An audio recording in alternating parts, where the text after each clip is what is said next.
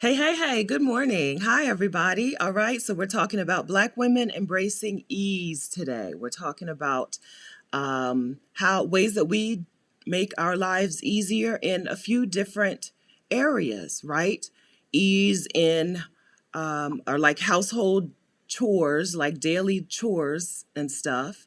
But also, I hope we'll talk about some financial ease, some relationship ease, some uh, and then to let me know, like, what are the other ways that we are embracing ease in our lives?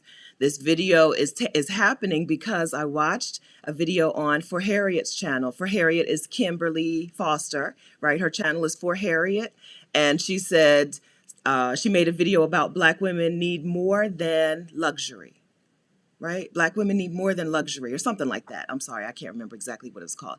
But she was talking about the like on TikTok and all over YouTube, we're seeing Black women luxury type videos. But is luxury the goal? I think the goal is ease. I think I've spoiled it. I think the goal is to embrace more ease into our lives, to embrace doing as little as possible, which is my way of saying it, or ease, which is Martise Sutton's way of saying it. So I think that we just want to talk today about what areas, let's see, we want to talk today about how to make the transition from doing the most, doing it all for everybody, into doing as little as possible, right? How to embrace ease. And I would like to talk about which areas of our lives we can embrace ease. And I would also like to talk about, like, what specifically are you doing?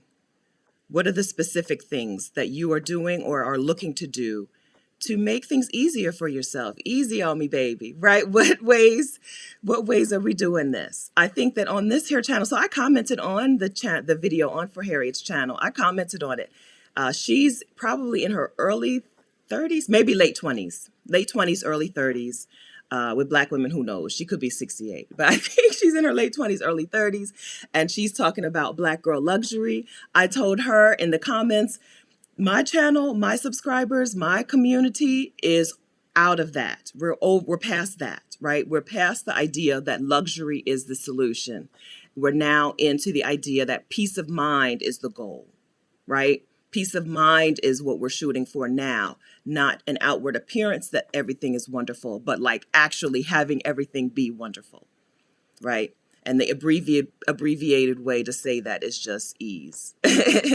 I am embracing ease. I think that's a good way to describe what we, the Vacarians, are into. I think as a whole.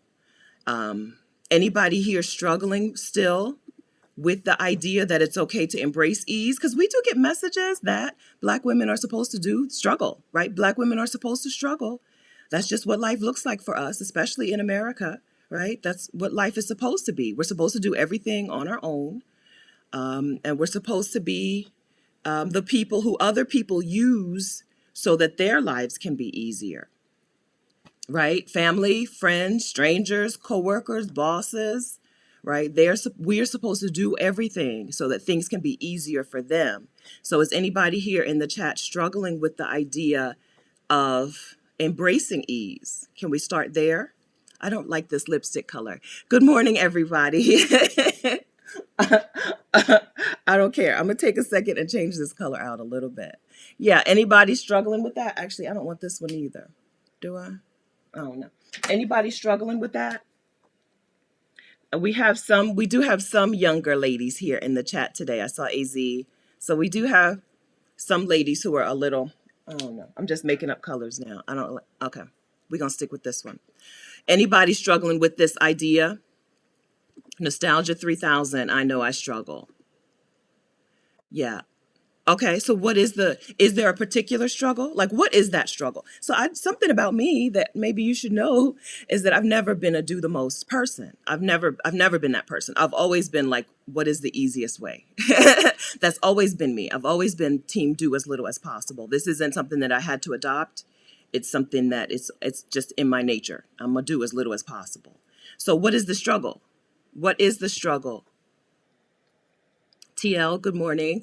Once I quit my last stressful job about 4 years ago, I've been richer and more at peace. I just said I'm going to win with little effort. Good. All right. Thanks, Joan. Joan says, leave it alone. It looks good. Thank you. Thank you. All right. So, yeah, if you want to talk, I'm serious. You can do, we're all friends here. If you want to talk about what is the path that takes you to the decision to embrace ease, talk about it, right? If you want to tell us that this is your struggle and here's what the problem is, say it. It's okay. Let's work on this today, seriously, because that's what. Let's see, Jill Sims. Oh my! I declared 2019 as my year of ease, and have continued it from that year. However, as a driven African American woman, it's a challenge to deny doing and embracing ease. Yeah, okay. So we're going to get started early today with my me bashing Black excellence, right? So we're told to drive, we're told to strive, right? We're told to live a life of constant striving. There's never any place where you can relax and rest. There's never a place where you can say, okay, I'm comfortable. Comfortable is like a dirty word here. We're like, oh no, you shouldn't be comfortable. Make sure you're uncomfortable. Always be striving. Always be doing. Yeah, so you have to go against the messaging, right? You have to go against the grain. I think that embracing a life of ease, especially in America, is going against the grain. I think that it's not this is not the American way for us, for Black and brown people, and for Black women in particular. It's not the American way for us to be like, I'm going to do things. What's the easiest possible way? That's the way I'm going to go. Yeah, the idea of Black excellence, that we need to strive and reach higher and higher and higher, is not only damaging to us, the ones who are those of you who are doing the reaching, but it separates people who are not into doing the reaching, and it gives them the message that, well, you're just not worthy of respect, right? Which is kind of Kim Foster's beef with Black girl luxury, right? If you don't know, on the TikTok app, that we've seen a tremendous increase in Black women showing their lives of luxury on a daily basis, right? Their luxury shopping, their luxury goods, right? Their luxury meals out in the world. I'm a fan. I am a fan. I'm a fan of watching Black women live their lives out loud, okay? But I can't help but think a portion of this, the reason that it's so popular, is that it's giving people the message like, this is what you should be. This is who you should be, Black women. This is how a Black woman makes herself more valuable, more desirable, more worthy of whatever the good thing is, whatever it is, right? You have to be this to be worthy, everyone else unworthy. Thank you, right? That is an offshoot, I think, of the whole Black excellence world that I want to tear down. Yeah. Yeah. So, right, the idea that we have to be driving, striving, doing in our lives, it seems like a normal thing, right? Right now, somebody in the chat is like, yeah, why not, right? Somebody who's watching right now, how many people are in the live stream? 213. Hi, 213 friends, right? Somebody right now is like, yeah, of course, we're supposed to be striving. We're supposed to be doing. But I'm here to tell you that, no, you can actually live a life of ease and embrace it. All right. Let's see what's happening in the chat. Okay. You guys seem to be not... You're not lurking, AZ. You're a member. That's not called lurking. You're here. You're us. You're one of us. Yeah. Okay. So Tsocks. I struggle with things not getting done if I don't do it. So this is another thing that's blowing up on TikTok. There's a mom who I don't even have a TikTok. I don't think I have a TikTok. I don't have the app. I just watch some things on my laptop when Yahoo recommends it to me. So there's a hashtag about people who set up imbalances in their relationships on purpose. These are particularly men who have relationships with women who set up an imbalance on purpose so that they don't have to do stuff, right? And then they joke about it. And there's a woman, she said a woman made a TikTok. She said, I asked my husband to unplug this thing before we left the house. So he did unplug it, but he dropped the outlet into some melted candle wax, right? There was a candle right next to the outlet. He just dropped the plug and let it fall into the melted wax. So they return home and the outlet is now wax. The outlet is now surrounded by wax from the candle wax, right? Like you can't even rely on your partner to do basic things when you have, if your partner, so Tsocks, is it just you or do you have someone else and who is not doing their share, right? So you have to not only do your part, but then you have to delegate the other person's part, the other person's responsibilities, and then you have to set it up for them, and then you have to follow back and make sure that it gets done, which is all types of extra work, or you can just do it yourself, right? That's another struggle of womanness in these here times. Let me see. Let me catch up with the cat. Catch up with the chat. I think this is Rosanna. I don't know why things are like this. I I don't know why it's like this. I think, well, I do know why, right?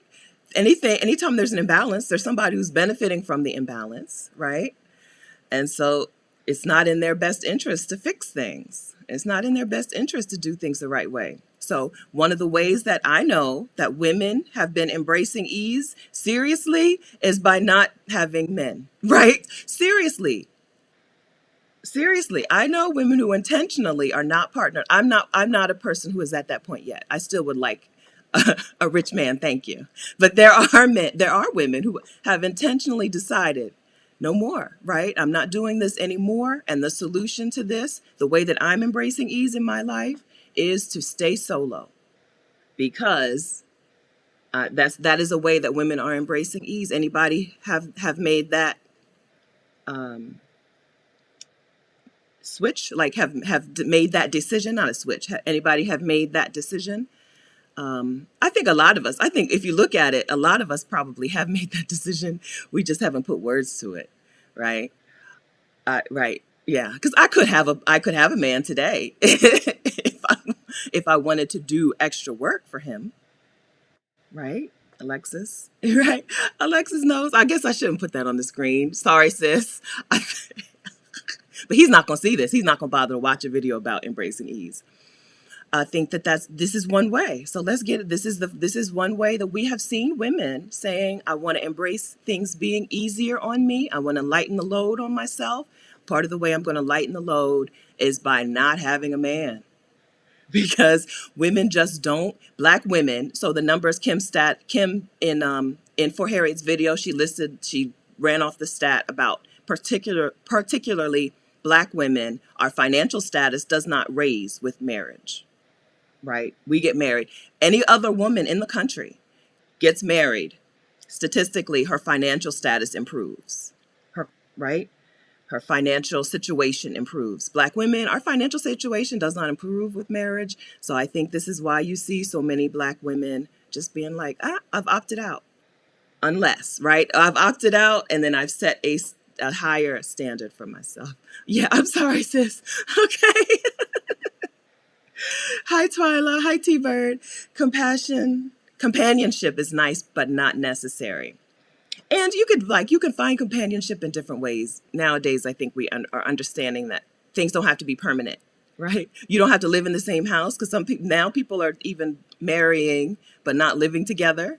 And I think that only benefits the woman, as far as I can tell. People get married and live separately, and, I don't know. I don't think I'm down with that, but we'll see.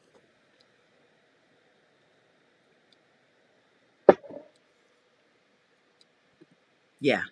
Marriage also, hi, QD Divine. Marriage shortens women's lives, but married men live longer. Yeah. Yeah. So there's no, for some of us, there's not a financial benefit or a health benefit to getting married. So he's going to have to come with something, right? He's going to have to bring something. That's why I say a rich man all the time, because he's going to have to bring something. If he's going to shorten my life and not improve my financial situation, who would say yes to that? I don't know. Yeah. AZ. Hello, this is Deborah, over 60. She's got a YouTube channel for over 60 Black women, and she's got a Facebook group called 60 Plus Black Women Expats. Deborah, it doesn't matter what you do, where you go, nor what you possess. When you arrive there, too wired to enjoy for a long period because your mindset recreates a stressful situation. This is an important point as well, right? So another way that we've seen Black women embrace ease on this particular YouTube channel is by leaving the country. I think that is a life hack, right? I think leaving the United States for a Black woman is a life hack. It makes your money stretch, right? Your money goes further. You have an increased peace of mind. Probably you'll have an increased community, because when you're here in the US, living your everyday life, doing your everyday things, it's harder to form friendships and community with people than it is when you leave the country. It's easier when you're an expat, or when you're in a new place. It's easier to make friends in a new place, right? So yes, I think moving abroad is a life hack to live embracing more ease. And you can probably afford things that make your life easier that you couldn't necessarily afford in the US if you're moving to a lower cost of living place, you know? So yes, but no matter where you go, there you are. Yeah, no matter where you go, there you are. And you have to have, like what Deborah says, your mindset. Yeah, you have to be in the right frame of mind. You can't just expect that everything is going to be, that all of the things that you are struggling with are just going to melt away because you've moved to a different place. Okay, let me catch up. It is stressful here in the States. Hello, Katrina, Ms. Hurricane. It is stressful here in the States. So I think we've jumped around. So we've talked relationship stuff, but I think that moving abroad is the greatest way to embrace more ease for Black women. I have a whole channel about it. I haven't introduced myself to anyone new. Hi, welcome. My name is Stephanie Perry. I do as little as possible. I'm a year-round house sitter. I'm the creator of House Sitter School, and I help Black women take a sabbatical or move abroad on a budget. If that sounds good to you, please subscribe to this channel and hit that notification bell. Turn on notifications so that you will be notified when I post a new video or when I go live with my friends. Welcome. All right, so hey, Colette, Sean Wanye. When I divorced, I decided to rear my girls without bringing a new man into the mix. This allowed me to focus my attention on my girls and complete grad school, intentionally single since 2001. Yeah. Congratulations. Yeah, I think that it just makes not having a man in your life can make your life so much easier. Right? It's not supposed to be, right? Defeats the whole purpose of marriage, I thought. But whatevs. That's how it goes. Be real. I know a lot of women who have chosen not to be in relationships, and some who have embraced dating out of their race. Yeah. So I've stayed in a lot of homes as a house sitter. As an adult person, I've actually spent a lot of time in people's homes, with or without them. Not just house sitting, but also I did some work exchanges where I lived with families and took care of their kids. I did some part-time nanny work where I took care of their kids, right? So as an adult, a strange thing about me is that I've lived with a lot of different families and I've seen family dynamics in different parts of the world. And we got it bad here in the United States. It's terrible. It's terrible in the United States. I have house sat for U.S. families in the U.S. and I've house sat for U.S. families abroad. And and I've house sat for local families abroad, right? They're not foreign, they're local, they're whatever that place is, British families in the UK or Mexican families in Mexico, right? And a lot of Canadians all over the world, because Canadians be going. And American women are just getting the short end of the stick, right? Anytime you house sit for an American woman, and whether she works or not, because maybe there might be some difference. But I house sat for a woman in San Francisco who, when I got there, she was giving me the rundown on what I needed to do while they were going skiing in Big Sur. Big Sur? Is it Big Sur? And right, she was giving me the rundown, and the dog, they have a special dish to feed the dog because he's greedy and he ate too fast, and so they put the food in a special dish that takes him a long time to eat. And then she's like, I brush his teeth every other week, or a couple times a month. I brush his teeth, and I do. And the husband was like, "What? You brush the dog's teeth? What? We feed the dog out of a special dish because he eats too fast? What? You have to do, like he had no idea of that labor, that invisible work that she was doing behind his back, or not behind his back, in front of his face, that he just wasn't taking the time to be aware of, right? So in the US, it's bad. It's bad. I don't know that I've stayed in a US household with a man-woman family, right? I've stayed in a house sat for lesbian couple, and they seem to be like, all the cat stuff was one woman's responsibility, but all the house stuff seemed to be divided up.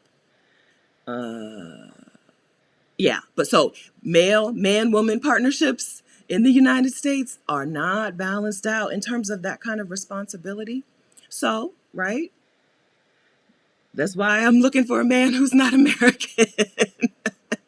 That's why I hope to spend the winter in Curacao, the spring in Turkey, and maybe the summer or part of the summer in Ireland, right? I'm looking around.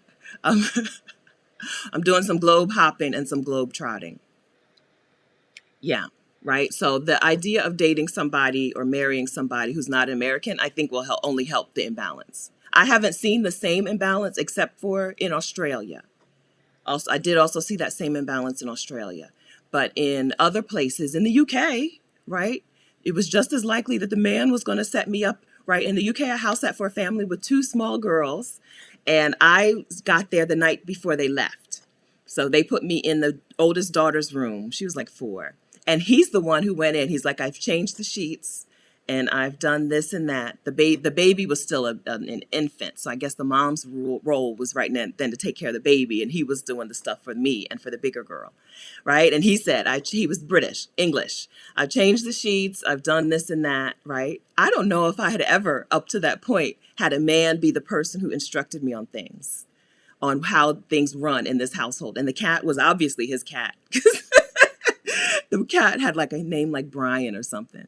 The cat was obviously his cat, and he told me about those things. And then I house sat in the Netherlands for an American family who lived in the Netherlands, and he also seemed to be half and half. Half the stuff he told me about, half the stuff she told me about. So she told me about the grocery store. She took me to a grocery store, showed me around. And then he came in and explained something about the dishwasher. Something was going on with the dishwasher, right? And he explained the sound system. He thought I'd be interested in using their expensive sound system. He explained that to me, right? When I house sit for families out of the U.S., the woman and man and for a man-woman couple, the man seems to have more to do with things than when I house sit for clients in the US. All right. Mind your business, 82. I'm planning on being in Portugal and Spain next summer. I'm going to keep an eye out for a decent man while abroad. You have to do more than keep an eye out. I'm going to tell you this. You didn't ask me for this advice, and I'm not a dating expert. But I think that because I'm not going to just keep an eye out, I'm going to make a plan. Make a plan, right? My plan includes I'll tell you what my plan includes. My plan includes going to co-working spaces because I work from my laptop and you work from the bed, right? But my plan includes getting out of the house if COVID says, because I thought COVID was over and then it's not over. But if COVID says so, I plan to work in co-working spaces, go places where there are going to be men, right? Maybe even join a gym. I don't know. I don't know about that. That seems out of character for me. I miss running, but I don't miss going to the gym. But doing some running, right? Maybe find some races, because I can run a 5K even if I have to walk a part of it. Find some races where I think there are going to be people there. Where there are people, there are men. So we're going to do more than be intentional. We're going to do more than keep an eye out. We're going to make some plans, do some intentional things to see if we can get ourselves some. Get our rich men, get some rich non-American men. Coffee shops. Hi, Letitia. Let John says coffee shops. Yes, right. So I'm going to do some, put some effort into it. Um, yeah. Okay. So I hope that you will find at least one way during your trip. We're getting some good information here. This is what happens when you get Black women together, right? Go to a cigar bar. Rosanna from Waffle Cat Studio. Rosanna has a man. So she's giving us advice. I think her advice gets a little extra weight on it. So, this video is not about getting men, but anyway. Yes, all right, so cigar bar. We're getting some good advice. Mind Your Business 82 says, this is good advice. I'm such an introvert. I do love walking, hiking, working out. So joining a gym works for me, and co-working space is a good tip. Thank you. Thank you. Okay, we're going to do some stuff. We're going to do some stuff. If you want something, you have to put some effort into it, I think. I don't think, right? We get manifestation a little bit twisted. The manifestation is not about, oh, I want this thing, and then doing nothing about it, right? We got to put some feet behind that, put some effort into it. So that's what I'm going to do. Rare Hibiscus, where'd you go? Rare Hibiscus says, do some eye contact and smile at people. Who smile at you as well. Smile at people who smile at you. Thanks, Rare Hibiscus. Yeah, I think I'm good at that. Once I get to a place where there are men, I do a little better, but I stay in the house. I'm a hermit, right? I love to stay in the house. I love it. I had to go to the grocery store this morning to get some nail polish remover because my nails weren't looking good. And I was like, oh. And I announced to everyone here, my mom and dad, I'm going outside. I'm going to the store. And they're like, you can do it. They encouraged me because that's how my parents are. They're like, oh, good, you can do it. But I really am a hermit. So the problem for me is getting into places where there are men, where there are people. Annabella says, travel, get out, and just enjoy life, and the man will show up. I've been doing that. This video is not about getting a man, but I've been doing that, Annabella. Me enjoying life includes me being in the bed, working from my bed. There's no men there. Colette, now that the girls are grown, yes, all right. So Colette just told us once she was divorced, she decided to raise her kids and not worry about also having a man that she had to take care of. Now the girls are grown, I'm thinking I might develop a plan. Okay, we're going to get a plan together. Because there are men, half the world is men, right? They're out there. The question is, how do we make sure that we're not getting ourselves into a relationship with so much imbalance that we cannot embrace ease? All right. So what am I missing? More advice. Y'all don't understand. Do what you like. Oh, okay. I'm sorry, Professor LCH. You're right. Okay. Professor says, do what you like and do it specifically for you, and men show up. Okay. But I like to stay home. Y'all are kidding me. I need to find other things that I like. Because I like to stay home.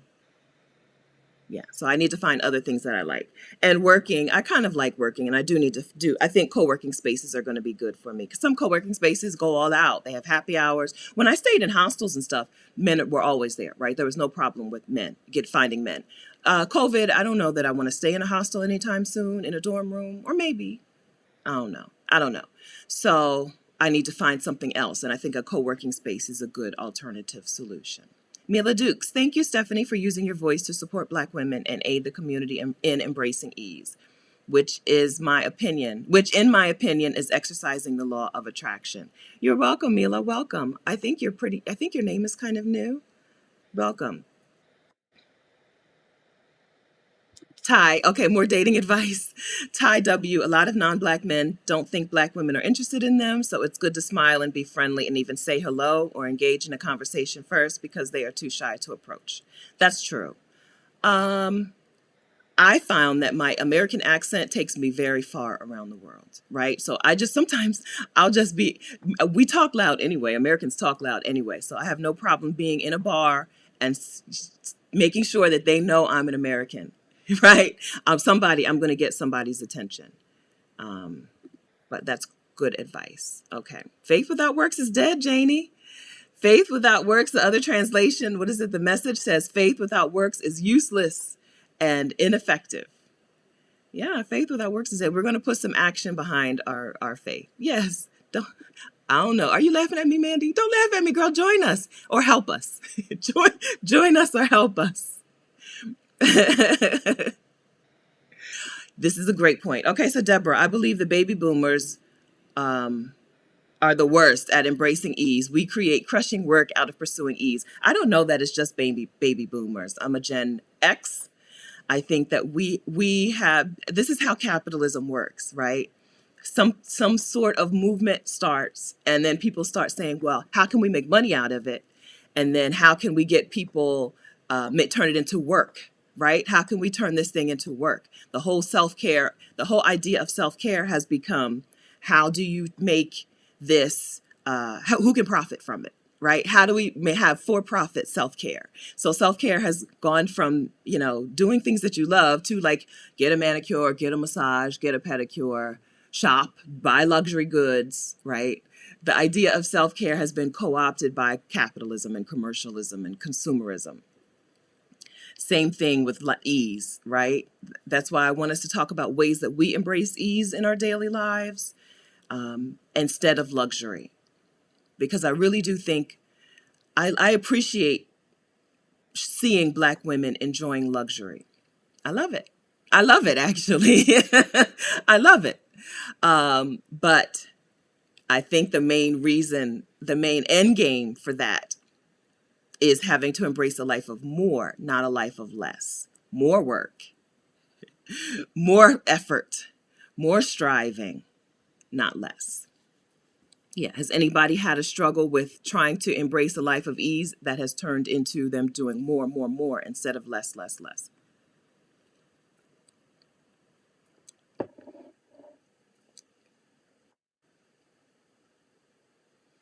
Arnell, making a plan has my face twisted. I enjoy my singleness, but impossibly open. Don't, we're not forcing you. Enjoy being single. I have enjoyed being single for the last forever. It's been a long time since I've had a committed relationship. Years and years. Since before I quit my job. I guess around 2015. And I'd love it. I have enjoyed it, right? I'm not pushing anybody to do something they don't want to do. Absolutely not.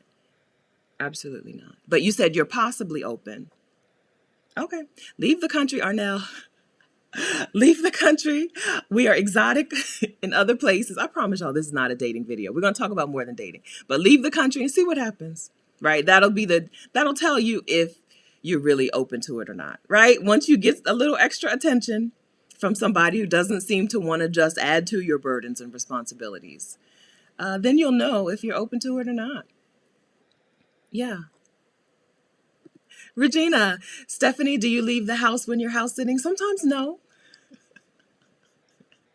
Sometimes they have the ring cam, and I'm like, I guess I should go somewhere so they don't think I'm just like dead in the house somewhere. Like, sometimes I leave the house just so that they'll know I'm still alive because I haven't left the house in days. No, I don't. I get house sits where they give me the use of the car or the golf cart, right, to drive around in, and I'm like, I don't need that.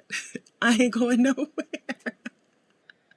Sometimes I don't. I go to places. I'll go to a place that has a famous thing, like Kuala Lumpur has the caves and there are a couple different famous things in Kuala Lumpur. So, and they have the building. I did go to that building that's famous outside. I took some pictures, some selfies with the building, but I didn't go to the caves that everyone goes to. I didn't go. I'll go to a place and not go to the thing that they're famous for. Listen, I just want to eat the food. I want to enjoy the good weather. I want to soak in the ambiance. Most of the time, the house is like decorated as if I'm in that country. I love it when a house sit in Mexico in a house that looks like I'm in Mexico. Like, that's all I need. That's all. I am a hermit. I'm a hermit. I love it. I know it seems strange just to non-hermits out there, but I love being in the house. And so when I want something that I cannot get just from being in the house, I have to put effort into it. My calendar's not right here, but like I have to put it on the calendar or it's not going to get done. I'm going to tell you, it's not going to get done. Yeah, sometimes I leave a house sit and go out, do something just so that the ring cam will catch me doing something so they'll know I'm still alive.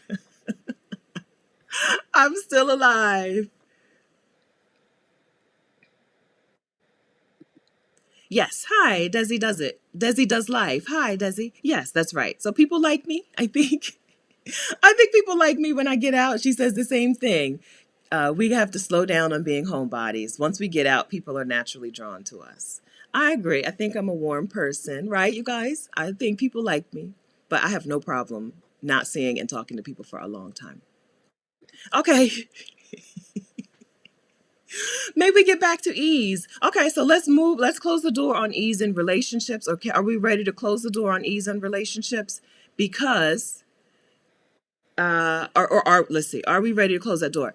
I think what we've decided is that you can embrace ease by either cutting off that whole relationship talk in the beginning, like deciding you're not going to have a relationship because of the imbalances, or maybe finding a relationship with a partner who is not going to create those imbalances in the first place. For a lot of women who date men, that may mean dating non-American men. Yeah. Okay. All right. Hello, Hermes Addict. Yes, capitalism. Things start as a cause, turn into a movement, then it becomes a business and a racket. Yes, that's right. That's how it happens. So that we've seen that with self-care, right? I think we'll see that with moving abroad. We'll see that with ease. We'll see it with all of the things. Absolutely. Okay, AZ, have a good day.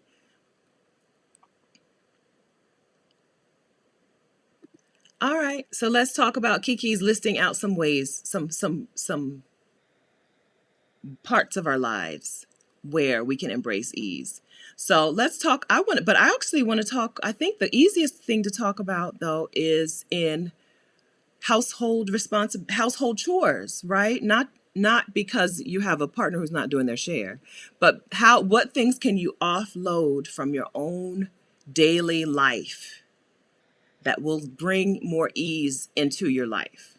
During Exodus Homecoming 2021, Rashida Dow and I interviewed Martise Sutton. Martise runs a nonprofit in the US, in Atlanta, I'm pretty sure. She decided to take a sabbatical, take a break from working. She went to Mexico. A lot of us talk about going to Mexico because it's so inexpensive.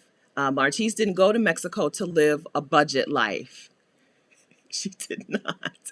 Martise went to Mexico to step into a life of ease and luxury that she's not able to attain in Atlanta, right? She went to, I think, Playa del Carmen and lived her luxury life, which included the things that are not, that are that she couldn't afford in the US. Like, I think she stayed in many star hotels. I don't know if she stayed in 5-star hotels, but she stayed in wonderful hotels. And then when she stayed out of hotels, stayed in places, she made sure that she had housekeeping.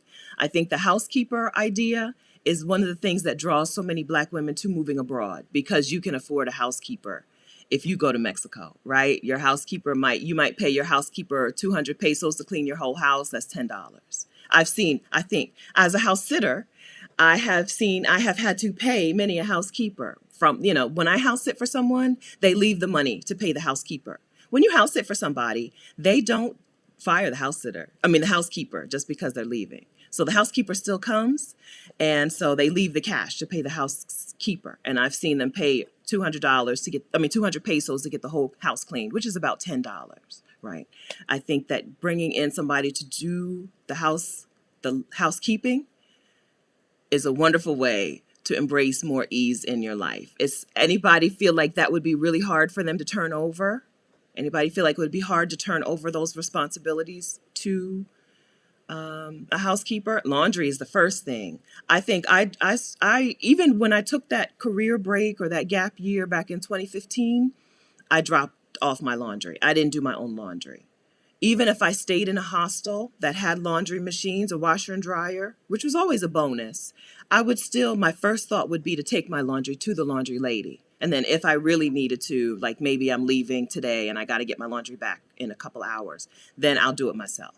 But I think dropping off that laundry is the easiest, the first way that we can just take something off of our plates to bring in, embrace, welcome more ease. Hi, Cosette. When I moved to Bogota, Colombia. When I moved to Bogota in a few weeks, my budget includes a domestic goddess, cooking, cleaning, and dog walking. Yes. Wonderful. I house sit for people who have somebody do those things for them. Yes. I think that we get surprised about how affordable those things are when we go abroad, which is why I think moving abroad is a life hack. Moving to a place with a much lower cost of living is a major life hack. Wonderful. Yeah. I house sit for a woman who has a housekeeper and a dog walker. I house sit for her and dog sit for her when she leaves, but she doesn't fire the dog walker just because she's on vacation. So the dog walker, I'm the house sitter and the pet sitter, but the dog walker still comes and walks the dogs. I think he comes 6 days a week, not 7. Hmm. Or she's got the Monday through Friday dog walker, and then she's got a Saturday dog walker. Hi, Femi. I've also embraced ease by getting help. Housekeeping, laundry service, grocery shopping. Let's talk about grocery shopping. I used to feel so guilty about my first two because I'm single, no kids, and felt like I had no excuse. I can understand that feeling. Anybody else there right now feeling guilty about offsetting or sending some of their responsibilities to someone else? Anybody feeling guilty about it? Want to talk about that? I can understand that because we get told that we only get to see people doing these things because they're either already exhausted or they run a business or they have all these kids or they have a lot of responsibility. We don't get to see a lot of like everyday women. I'm an everyday woman. We don't get to see a lot of everyday women doing things to make life easier for them. Usually you see it like, oh, she's got 8 kids and she's in law school and she's in medical school at the same time and she's a realtor and and then she'll be like, oh, I'm going to gift you a housekeeper for 4 weeks. But we don't get to see women who aren't already past the point of exhaustion. We don't get to see them bringing in some help, right? Getting help to make things easier. Yeah. Okay. So Katrina and Profess also agree. Profess LCH also agree that they're having a difficult time embracing that. So what can we do? So how did you get, Femi? Tell your sisters, how did you get over it? I think the answer is just to do it, right? Try it. Try it. Like once you do, it's done.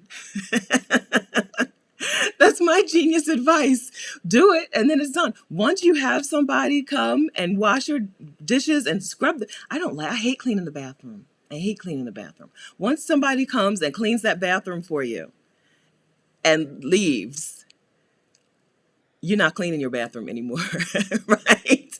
The lady came and twisted my hair for me a few weeks ago. Once that happens, it's so much easier to do it the next time and the next time. Right. So, Femi, do you have any advice for people who are struggling with the guilt? Winspiration for all. I stopped guilting myself for hiring a housekeeper. I deserve it. Winspiration, do you live in the U.S. or do you live abroad? Help your sisters. No guilt. Jules says no guilt in letting someone else do housework. Okay. FDM 215, laundry doesn't bother me. Lots of other domestic chores I'd love to give up, though. Yeah. Laundry is my favorite of the household chores. I like laundry and I actually like washing dishes. But it's also the easiest thing to get rid of, right? It's the easiest household chore to not do. Especially when you're someplace else in Mexico. You can't go down the street in Mexico without seeing a lavanderia, right? Without seeing a laundry lady. So it's just so easy to give it up. You don't have to hire someone, right? With a housekeeper, you have to find somebody who has a housekeeper, get some recommendations, right? You don't have to do all that. With a laundry lady, she's there. She's waiting on you. She's beckoning you to bring you her things. And I think it's just so easy. Even having somebody come and do your hair requires like a recommendation. You got to look, can she do hair? You have to schedule it, right? With laundry, there's no scheduling it. You look up the hours of when they're open and you just go there. I think that's why it's an easy entry point, an easy entryway into getting started with something.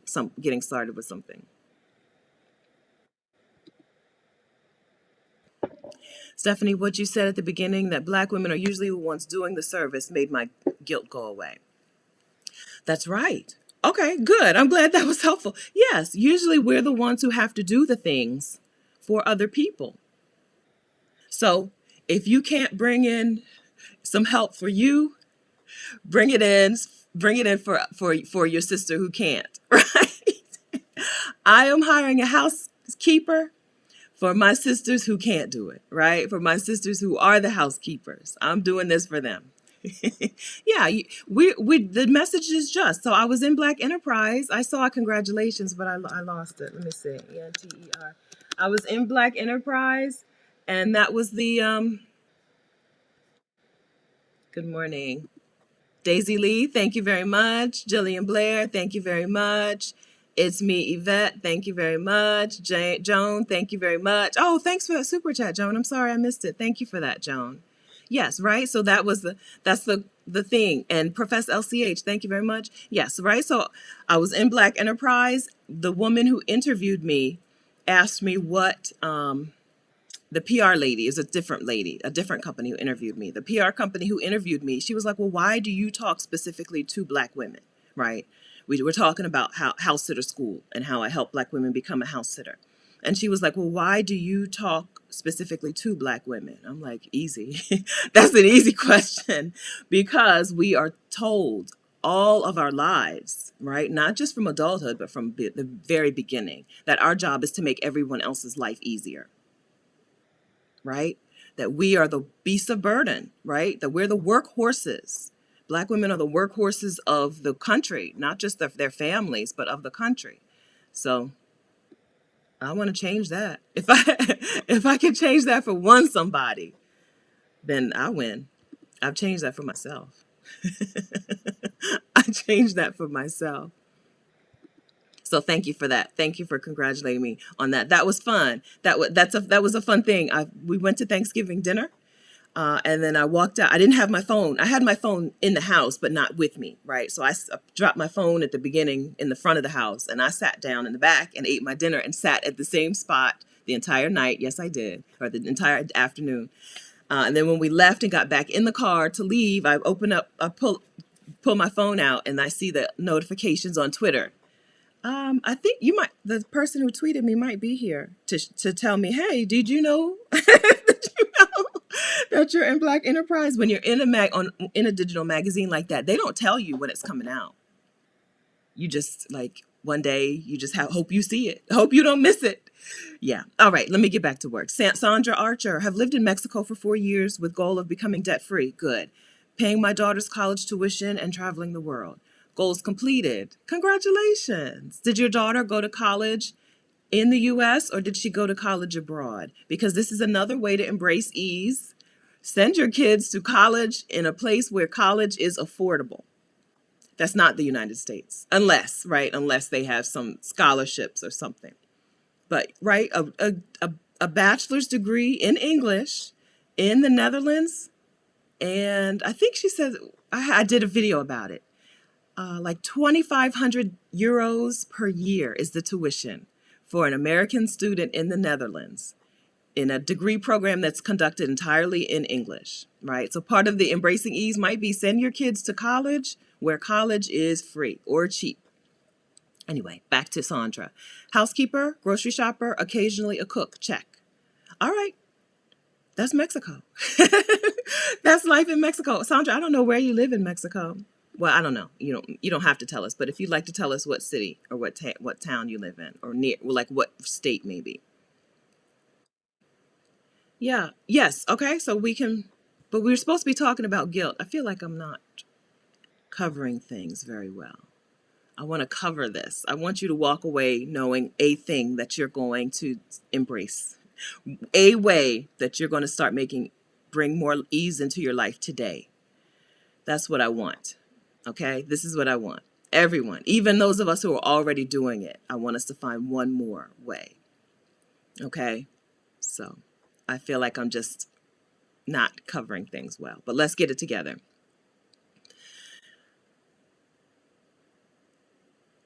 Hi, Hi, Missy. Missy Sheely. I locked my hair for ease. We have too much on our plate. Purge, purge, purge. Yes, ma'am. So I talked about this the other week, how doing my hair is no, well, it's never really, truth be told, doing my hair has never really been at the top of my list of priorities, but it's moving down. It's moving down. If someone else can do my hair for me, she's going to do my hair for me. Yes. Yes. Yeah. I think that getting a hairstyle, even if it's temporary, right? Doing a temporary style where you know you don't have to do anything to your hair for the next few whatever days or weeks is a wonderful hack. I did start doing that. Like so for I think for Exodus, I just had my hair in a regular Afro puff, right? I didn't do any like for Exodus Summit the first year, I did think you can see I did my hair every day. And I'm pretty sure I was exhausted at night and still having to retwist and And this year I was like, I'm not doing that. I'm just wearing an Afro puff, right? And then I launched my YouTube coaching and something else at the same time. I did two things at the same time. And so that's when I brought in the lady to twist my hair up for me so that I could have that week and not have to think about my hair for that week or two. Because when I know I'm going to be busy, I don't want to have to add the extra burden of doing my hair, right? Doing these things.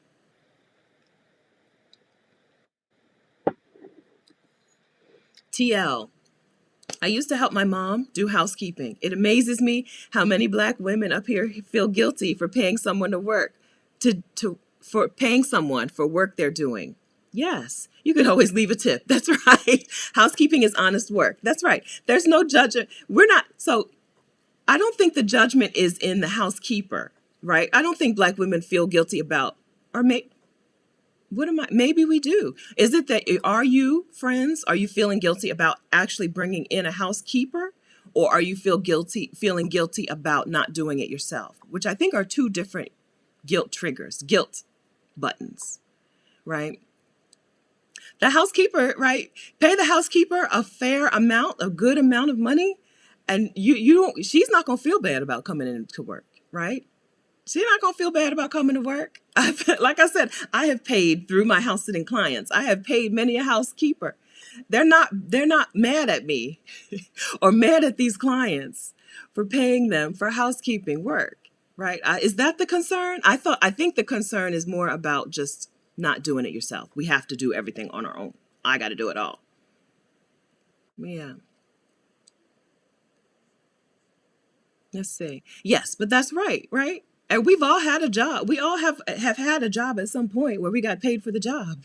That's the same as housekeeping. So if you're concerned, if anybody has a concern about actually paying a housekeeper because you feel like it's like an insult to the housekeeper, just pay her more, right? Just pay her more. Everybody will be happy. Yeah, I don't know if that's the concern. Class guilt? Okay. TD McLean, I think it may be a bit of class guilt. Well, I hope you know. TL just told us, don't feel guilty. That's a job, right? She's got a job. She's doing a job. You pay her for the job. Yeah. I wonder if other people feel that way, like other non-black people. I know Mexicans don't. Mexicans are very classist, though, right? Mexicans are classist. They, they, right. And so they would never feel guilty about having a housekeeper, especially not related to class. Um, but is the solution just pay an amount that you can look her in the eye and feel good about, right? Don't pay her an amount where you feel you have to hold your head down and, oh, I'm so embarrassed to pay you this amount. Just pay her an amount where you can look your housekeeper in the eye and be glad that she's here to do this work. TL, I said that because of some comments about the people being taken advantage of if we're outside of the US. Right. I'm with you, TL, huh? Huh? What do you mean taken advantage of? Pay them amount, pay them. I think, right? Pay them an amount that you can feel good about. And then everybody's satisfied. Everybody's satisfied. Same with a job, right? Just like I talk about my requirements for a job, that I have lost one fingernail, so I'm trying not to hold that hand up. My requirements for a job, they treat me with respect. They don't prevent me from living my life. I forgot the other one, something else, right? But the treat me with respect includes a fair compensation and fair, even easy access to my benefits, right? Give people a fair compensation and access to the benefits that you've promised them, that they've agreed to. Everybody can feel good about it. Yes. TL, I'm with you. I'm with you. It's a job. It's a respectable job. It's a job that helps things move. I've been a pharmacy tech. I help things move along. I help the healthcare system move, right? A housekeeper helps you and your family move, and your business sometimes, right? Some of us have businesses as well. That time that the housekeeper is there doing the things that I don't want to do. I don't want to do. Or it's time that I can do the things that I want to do, even if that is rest. Even if that's rest. When the housekeeper came to the house in Mexico in Lake Chapala, I used to sit out, pull my little lawn chair. Sometimes she would bring her son. So I would let him sit in the house and watch cartoons. He wasn't really into cartoons. I would turn it on and he would start watching and then he would just run around and do whatever. I would sit my little lawn chair out in the sun. Rest time. Rest time. Yeah. Yes, you're supporting a small business. This is the way to look at it, Gypsy Publisher. Hi. Yes. Yeah. Paying somebody to do something is supporting a small business. That's right. Savvy Soldier. I love the idea of hiring help. I do not want to do everything. Good. And if someone is better at it than I am, you're hired. Yes. Yes. All right, good. I'm glad.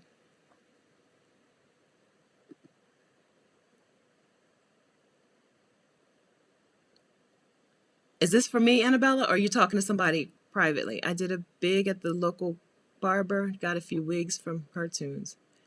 I don't know. I don't know. Let me take that off. I don't think that's for me. Sorry, Annabella.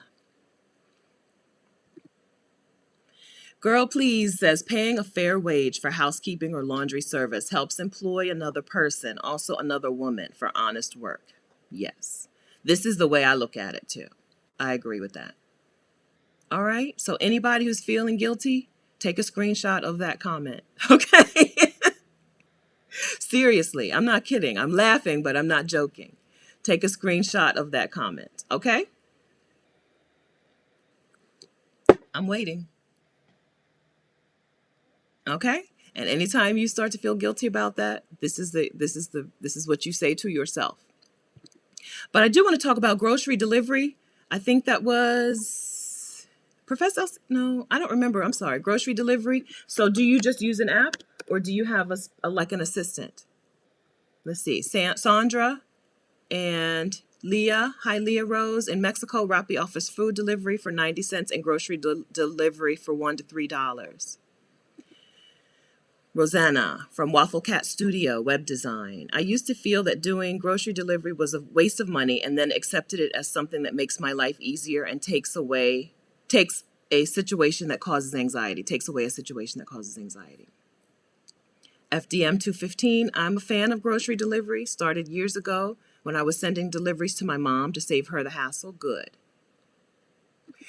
Senior insurance advisor, I feel guilty. I started grocery delivery due to COVID and I love it. So did that wipe the guilt away? Good. COVID cured me, T. Dim Klein. COVID cured me of any guilt about grocery delivery. Okay, so let's talk about grocery delivery. Are we getting grocery delivery through an app, or do you have do you find a person who does it? So I know Instacart exists, and it exists in other parts of the world too, not just in the U.S. So are we talking that kind of grocery delivery, or do you have like a person? Do you find a person who does it? Help me with this. So grocery shopping is a thing that I enjoy doing when I get there, but getting out of the house is a struggle for me, right? So I'm always like, well, I'll go tomorrow, and then I'll go tomorrow, and then I'll go tomorrow. So I end up eating a whole bunch of garbage and junk instead of getting to the grocery store and getting food that I know I really need to get. So tell me about grocery delivery. I don't hate the grocery store, but I hate getting out of the house to go to the grocery store. So Amazon delivers for Whole Foods. Okay, so you just get delivered. Amazon Fresh, that's right. Okay, thank you. And then Femi says in Canada, I used Instacart. In South America, I used Rappi. Okay, good, thank you. Alexandria the Great, and I did grocery delivery all of 2020 in Houston. I overtipped and it was nice. Now the services have went down in selection and satisfaction. Okay, what? Yeah, yeah. Okay. EJ Crittenden, Shipped. I use Shipped. Okay, I've never even heard of Shipped. Okay. Camise says she uses apps. Abba says Amazon and Shipped. Okay. TD McLean says in France. Oh, Tiffany. Hi, Tiffany. Tiffany's in France. T- I didn't put two and two together, girl. Hey, girl. Tiffany's in France. All right, we talked to Tiffany during Exodus Homecoming. In France, you can order groceries through Uber Eats, but I do enjoy grocery shopping in a foreign country. Okay. Gypsy Publisher, I love Instacart. I love the personal shopper, and I do pick up so I can get out. I'm a hermit too. Okay, good. Rosanna in Waffle Cat Studio says Amazon Fresh for Whole Foods and Kroger. Bonus part, my husband will start the cart and I throw in my snacks when he's not looking. Yes, because this is I think, right, with the apps, you can put stuff in the cart as you need them and then just to schedule the delivery when you want it. So you don't have to remember. Another way that I try to embrace ease in my life is not having to remember things. I've set myself up so I don't have to remember anything. I have lists of lists, right? My calendar is set up so that I don't have to remember appointments or dates. My mom preached on November 21st. I put that in my calendar. I put it in my calendar. And then every time she would mention, oh, I got to go get ready for my sermon, I would say, what date? What date? And I was like, stop asking her that. It's in your calendar. You don't have to remember this. Not having to remember things, another life hack. Yeah. Find a place where you're going to keep this item, right? Find a place to keep your grocery list. Like I said, I just went across the street to Redner's and got some nail polish remover. And while I was in there, I was like, I'm pretty sure I'm supposed to get something else too. Look, pull up my list. Pull up my list on my phone. I don't have to remember things. Okay, so good to know. So you guys have apps that you like. Sin Love, hi. Sinal, I say that every time. It's not Sin Love. I'm sorry. Sinal, have we ever done a call together? We need to do a call together just so I can learn how to say your name. Sinal, I use Every Plate, which is a meal delivery system. Okay, our daughter started having the meals delivered to us once. Oh, Dad and I had COVID. Okay, we love it. Okay, glad you guys have recovered. All right, Every Plate. Anybody else? My grocery stores have delivery with a small fee. Okay, so you order it straight through the store. Okay, Makeda, Shipped. All right. Camise says Walmart and HEB deliver. Okay. Okay, Walmart Plus. Okay, so these are things I didn't even know existed. I live in Dover, so I treat Dover like like it's like the 1980s when I know Dover has these things too. I know we have Instacart. I know that you can order stuff from Instacart. Fresh Direct is good. I have wine delivered. It costs about the same as going to the wine shop. Good. This is something Delaware does not have. We can't get alcohol delivered in Delaware. One of the very few downsides of being in Delaware. Cosette, CSA from a farmer, is an efficient and affordable option for grocery delivery. Thank you for bringing this up, Cosette. So I, years ago, was part of a CSA. When I lived in Wilmington, Delaware, there was a farmer. Now, he didn't deliver. He would just go to a point. He went to a park in Newcastle, and we went and picked up our groceries from him. But a CSA is another option where you can get food straight from a farmer. We're going to talk a little bit about ways that we can cut out, or ways that we can give money to individuals, right? Ways that we can give money to smaller businesses as opposed to the bigger businesses. So a CSA is a wonderful option. So we've talked about Amazon, the big guys, right? The Amazons of the world. But we can also give money to some of these smaller businesses through farm CSAs. Anybody interested in farming, want to put together a list of like Black Or like find a resource for Black farm CSAs. Does that exist? Maybe Black and Indigenous farmers CSAs? Thanks. Anybody who's interested in the topic of farming and growing and that, I think that would be helpful. Like just a link, just a list of every farm CSA that is Black or Indigenous owned in the country. I don't know how hard that would be.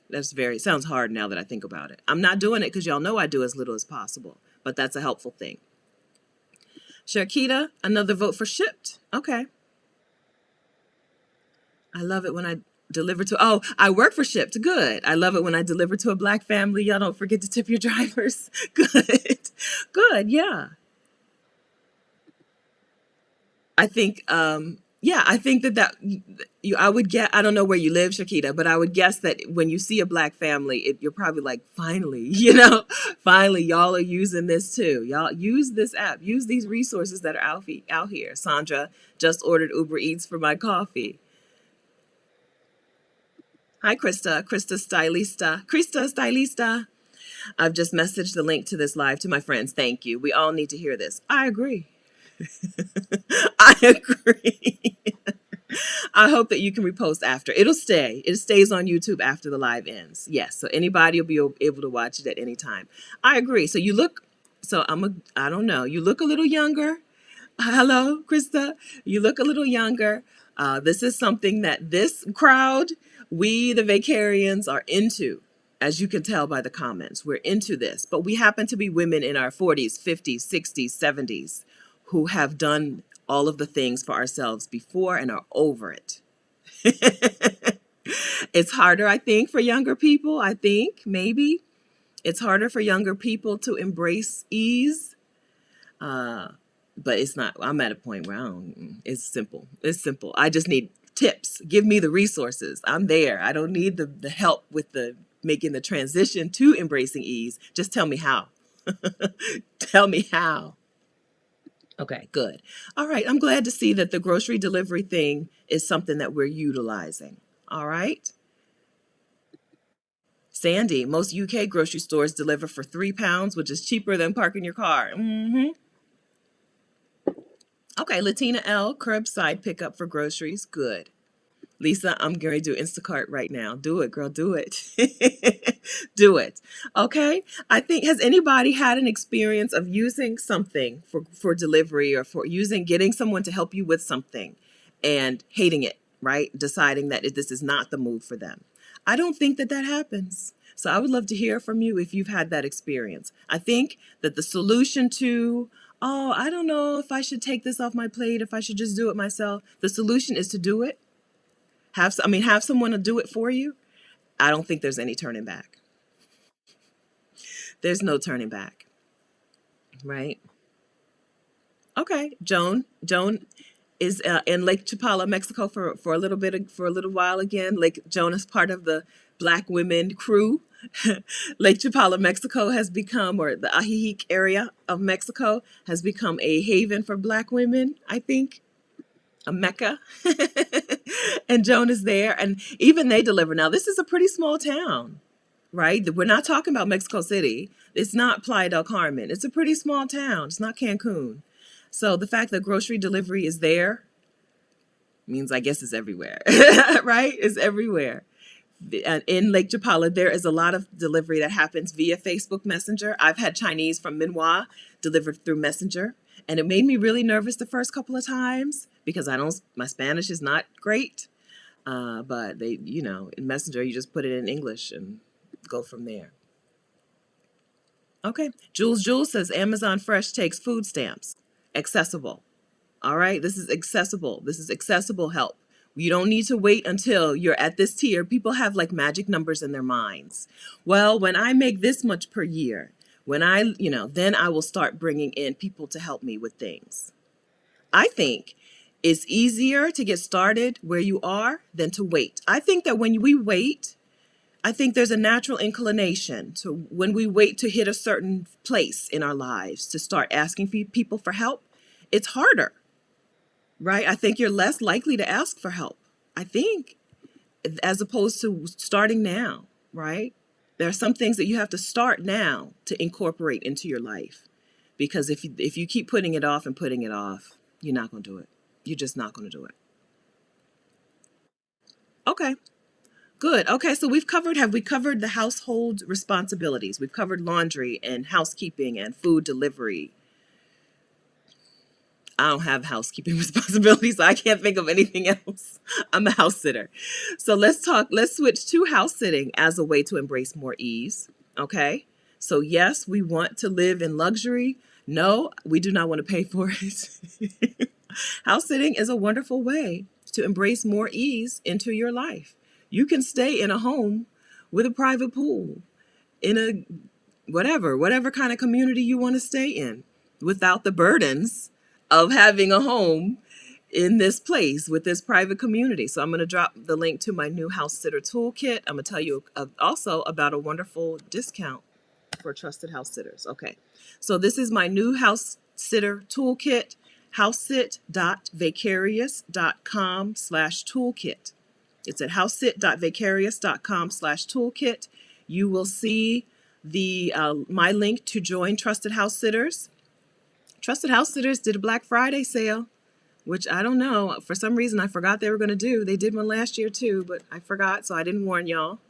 So I'm sorry. But they're doing a 25% off Black Friday sale when you use the link BF, like Black Friday, THS, like Trusted House Sitters, 25 any. I know, it's a link. It's a link. BFTHS 25 any.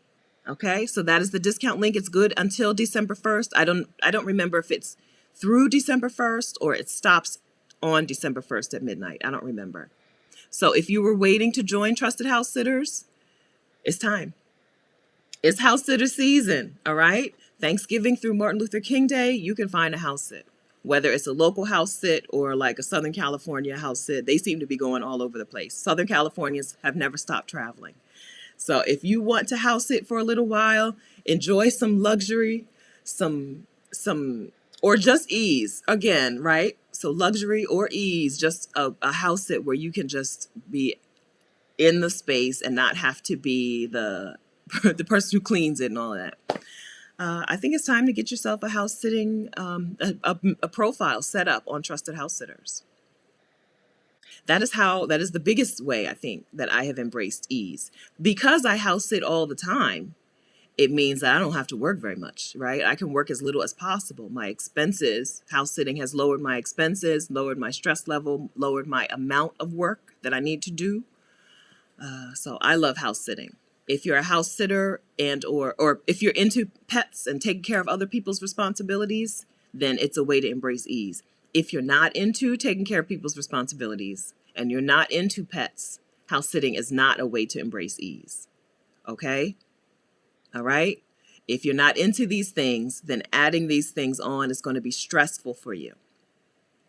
If you're like me and you love having cats and dogs around, then house sitting is there's more ease that comes from being a house sitter. But I do want to stress, if it's not for you, it's not going to be for you.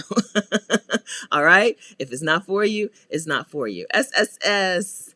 I'm on a house sit right now. Thank you. You're welcome. Thank you. I hope that you're enjoying it. I hope you picked a good climate. Is it cold where you are? Because we're Team Boycott Winter over here. I hope that you're in a good climate, in a home that you like, with animals and pets that you like. All right. So house sitting is a wonderful way to embrace ease if it's the right thing for you, if it's a good fit, right? If staying in someone's home and taking care of their pets and responsibilities doesn't sound extra stressful to you. To me, it's not, right? But there are people who it's not for. I need to say that. House sitting is not for everyone. All right. So yes, Kat from Rebloom Room on her first house sit right now. Congrats. I think you said it was in Europe because Kat lives in Europe. I think so. All right. Congratulations. All right. I think that's the best way to put it. If your house sit, if when I say that I stay in people's homes and I take care of their pets while they're gone, if that sounds good, then good. But if that sounds stressful for you, then it's not for you, right? We're talking ease, not my idea of what's ease for you, but your idea of what is ease. Hi, Yvonne. I got two back-to-back house sits lined up in my state in December. Good. And I just got one from Mexico in January. Good. It's house sitter season. Thank you so much for your course. You're very welcome, Yvonne. Okay, you're very welcome. So y'all get your new house sitter toolkit, housesit.vicarious.com/toolkit, and use your discount when you sign up for Trusted House Sitters before December 1st. And it's a long link. I emailed it to you. If you have gotten the toolkit already, you got an email yesterday. If you've never gotten the toolkit before, I'll re-email you a couple of times before December 1st to make sure that you have that discount link. I have to look for the date. Today is November 27th. 4 days, I think. So that means we have 4 days on that discounted 25% off discount, which is a wonderful discount. Trusted House Sitters on its own is a good price, is a good deal. You know, you can get all the house sits you can get. Hello, Cat. Yeah, I used House Sitter School. My first sit is in a lovely location with a cat and a dog. Good. Okay. All right. So this is how we're talking ease. So we've talked about ease in relationships. We've talked about ease in household responsibilities, right? Household stuff. We want to talk more about financial ease. I think it's been clear that if you can move to a place with a much lower cost of living, you're winning. Some of these places, it varies. It depends on where you live. During the summit, we talked to Letitia. Hi, Letitia, who I think is here, who is from Toledo. And she was like, Mexico is not cheaper than Toledo. So we had to keep that straight. Where she went in Mexico was not cheaper than Toledo, right? But for a lot of us in a lot of the world, most of us, based on my YouTube stats, most of us, a good percentage of us live in or around New York, in or around DC, in or around Atlanta, Chicago, Northern and Southern California, Dallas, right? For a lot of us who live in these places, there are parts of the world where you can live on just what you're paying for housing today. Rashida Dow, who is Sheeta's on the Loose on YouTube, who is a career break coach, right? Who has a master coaching program and group coaching to help you plan your sabbatical or your move abroad. She says that this is a good way to look at it. And I totally agree with her, because what people's like standards, what you like, your standard is different. What my standard of living is different from Rashida's, right? I'm a lot cheaper than Rashida. It worked out that I do mostly travel on what used to be my housing payment. I used to pay 11 something per month for my mortgage plus whatever, not even in utilities, just my mortgage and the mortgage insurance and whatever. And when I travel a lot of times on $1,200 a month. And so that's a good way to look at it. If you look at your housing payment today, is it possible that you could find a place in this world where you can live totally your whole life on just that amount, just that housing payment amount? I'm going to link to the Work From Anywhere toolkit. In that toolkit, we have a couple of different calculators that Rashida and I use to figure out cost of living in different places. This toolkit is exodushomecoming.com/toolkit or exodussummit.com/toolkit. You should be able to get it from both. If not, let me change it. This toolkit has a couple of calculators to show you. Let me change it to that. exodushomecoming.com/toolkit has a couple of calculators because people all over the world are sharing with you what their cost of living is, what they pay for a kilogram of apples, what they paid at McDonald's for a meal, what they paid at a mid-priced restaurant and a luxury price restaurant for a meal, what they paid for their rent, for their 1-bedroom, for their 3-bedroom, for their 1-bedroom in the middle of the city, for their 1-bedroom out of town, right? So you can compare, you can see what things are going to cost, and you can find places where you can live on your budget. Yeah, where you can live on your budget. During Exodus Homecoming, we talked to, who was retired? Tony? I think Tony was the only one. Tony, who lives in Mexico on her Social Security check, right? Retired on Social Security to Mexico. So I think that another way that we can embrace ease is by going to places, moving to places with lower cost of living. right? Getting residency. So Rashida and Adelia have both done videos about the changes in Mexico's entry process, right? So residency in Mexico is looking more and more appealing, as opposed to just going to Mexico on that 6-month tourist visa and then leaving and then coming back for 6 months. They're trying to lessen the increase that popularity. Instead, they want you to apply for residency. Good news is it's not super difficult. It's not a super difficult process. So get your work from anywhere toolkit. Look at places around the world. Mexico's not the only country in the world. I promise. We talk about it a lot because it's wonderful, but it's not the only place. So look around and find places where you can live on your budget. That's a hack. That is a way to embrace ease, financial ease, by going to places where you don't have to keep striving and working and stressing yourself out just to live, right? Not even to enjoy life, but just to exist is expensive in the United States. Existence is expensive in this country. It's a little less expensive when you start looking at some other countries. All right. Hello, Ohio crew. Hello, Makeda. I rent an apartment in Jamaica for about $300 per month. Apartment. Can you imagine? I can't imagine even in Dover, Delaware. I just looked at apartments in Dover, Delaware. I looked some things up. I'm looking up, just prices in places. And the cheapest, like good, decent apartment, not fancy, not even pretty, just decent, basic apartment I could find was $1,100 per month for 2 bedrooms. $1,100 for 2 bedrooms, right? So Makeda's paying $300 per month for an apartment in Jamaica. Lovely laid back town. Food seems expensive, yeah. Grow what you eat what you grow. Yeah. Yeah. So we're going to look around at places that fit our needs. Okay. That's another way that we embrace ease. I told you that the term embracing ease is one I'm stealing from Martise Sutton. During the summit, she talked about that, right? More ease in her life. I have been saying I do as little as possible. But people seem to only associate that with work, not with life. And that is my life motto. That's not just the way I work. It's the way I live. I do as little as possible. So I think when I say we're embracing ease, it's a little easier for us to grasp. I'm talking about your whole life. Okay? I'm talking about your whole life. But Martise talked about more ease. And then we talked to Danny in Barbados, or she had spent time in Barbados. And I think she's back in Barbados now, about her life of ease. She lived this is at Exodus Homecoming 2021. She lived on a yoga retreat or in a place, I think, where they ran yoga retreats. And she gets her water. She goes every day and fills up her water bottle from a natural spring. And she picks fruit off the trees.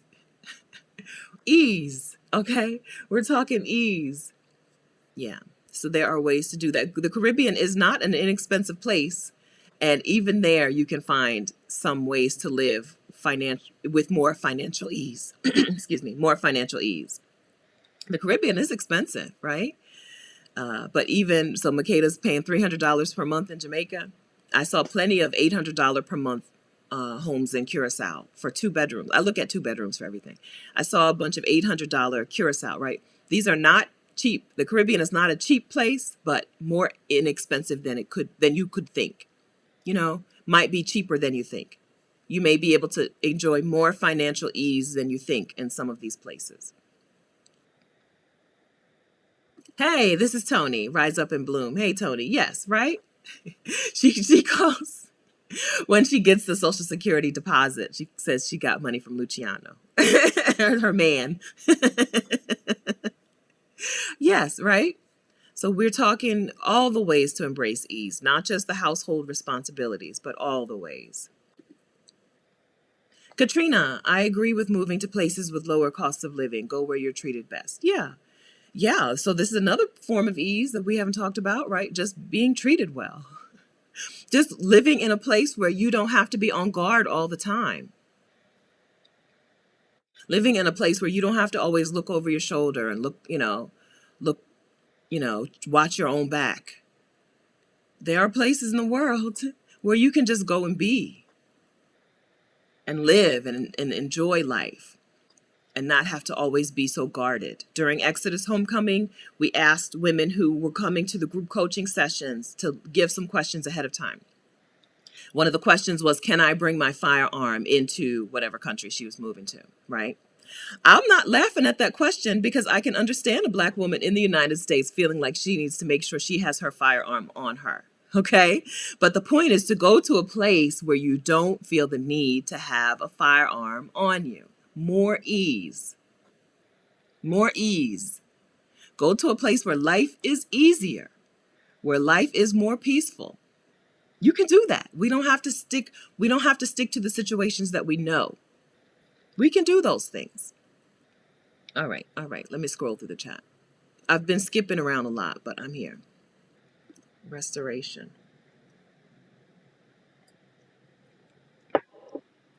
Joan, hi. So YouTube will not let you link things. YouTube there's no link showing up. So if you would maybe message it to me or email it to me, Stephanie@vicarious.com, and I'll put it in the description of this video for later. Thank you, Joan. This is a link to Black farmers and CSAs. Wonderful. Joan is a very helpful person. I always say Adelia is the most helpful person I know, but I think Joan and Adelia are tied. Thank you very much for that, Joan. If you don't mind, if you would email me that link, Stephanie@vicarious.com, I'll put it in the description. And then anybody who's interested in getting a farm, joining a farm, CSA is community something agriculture. Community something. Community supported agriculture. You pay monthly. It's like a monthly membership to a farm, monthly produce membership. Some will deliver to you, others will just go pick it up. And the one I joined in Newcastle a few years ago, here a few years ago, we just go to Newcastle to pick up our stuff.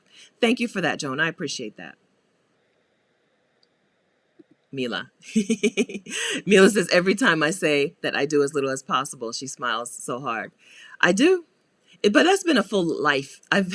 It's been my entire life. It's not something that I had to switch into. It's just me. It's just me. But I want to share it. Mila says it's liberating. I'm glad. I hope that you say the same. Take it. Adopt it into your own life. I mean that, right? Adopt that into your own way of looking at things. When I coach women, anytime we talk about anything, the first iteration of whatever they're talking about is always like, so much. I'm like, do less. What is the easiest way you can get this thing done? Do it that way, right? We're not creating, I'm going to build an entire website and do less. Give people your email address, right? Can they just email you when they need something? Do less. Yes, as little as possible.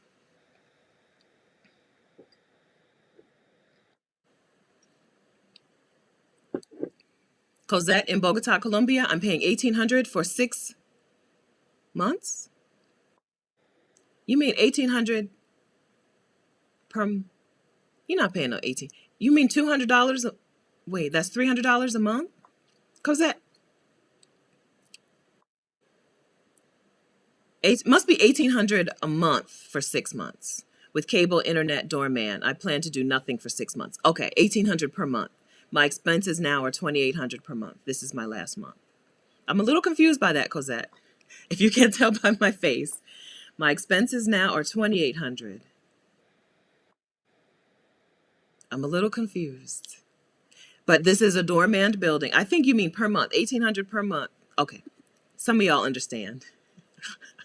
I'm a person who needs things broken down for her, but some of y'all get what she's saying.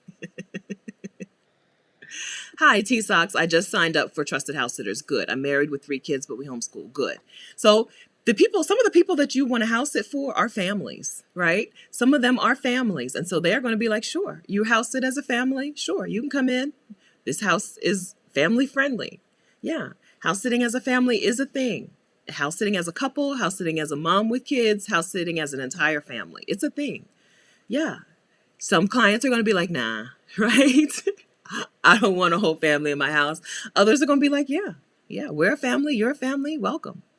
Okay. I'm ready for some ease. Good. Yeah. All right. So I'm glad to see it. Let's see. Yeah. Yeah, Katrina, I just looked at an apartment in Algarve region of Portugal for 550 euros per month. Algarve is the beach. Algarve is the exotic part of Portugal. Algarve is the place where everyone goes for vacation. 550 euros per month. Mhm. Yeah. Yeah, that's Portugal. So I've done a lot of apartment hunting in Portugal over the last couple of weeks. I'm putting together, I'm just doing my vision board stuff for the new year. Yeah, Portugal is still at the top of my list. I thought maybe Turkey was going to replace it, but Portugal is still up there. Hi Lisa, 780 monthly rent in Indianapolis. Seems like a lot of people are able to move, have a larger savings account. I think there's a mix. I think there are quite a few black women who have a large savings account, right? Because we've been told that we won't have anybody else who's going to help us. so, so we have that retirement money, or we have that, right? So some, right? But others just have a way to make money remotely. Adelia just interviewed Libria on her channel about finding remote work, right? About working remotely. Is it possible that you could make enough money working part-time on your computer to live someplace else, right? There are plenty of places in the world where you're going to be able to live fine on 1200, 1000, 1000 to $1,200 per month. A lot of Mexico, right? Even less, like, but I don't know, $1,200 a month in Mexico. A lot of Mexico is now open to you. A lot of the country is open to you. So, is there a way that you can take your skill set online, right? Can you either find remote work, or do you already have, a lot of black women already have a side hustle? If you already have some sort of online side hustle and you need help with that, join me in the YouTube Success Challenge. It's a 5-day challenge where we talk about growing a YouTube channel so that you can grow that business. Let me link to that too. That challenge actually is starting December 6th and it's almost full. So, because we've decided to only let 100 women in this time because last time it was just too big. 300 people in a YouTube challenge is too much. There's too many videos. I had to watch too many videos.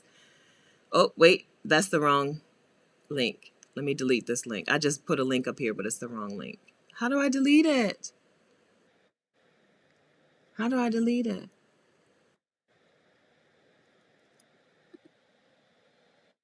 I don't know. That link is the wrong link. That's the link to log in last time. That's not even it. This is the challenge. Okay, so if any of you are, so two things. So let's go back. Two things. If you already have some sort of side hustle and you just need to grow it so that it can support you abroad, join the YouTube Success Challenge. It's a 5-day challenge. We talk about how to teach YouTube who your ideal viewers are so that it can bring you those viewers. And on your video, you can talk to them about your product or service, right? So join the challenge, vicarious.com/challenge. Okay. If you don't have a side hustle and you're looking for a job, a remote job where you can get paid, but be remote and live somewhere else, then watch Adelia's video on that with Libria Jones. I'm going to find it.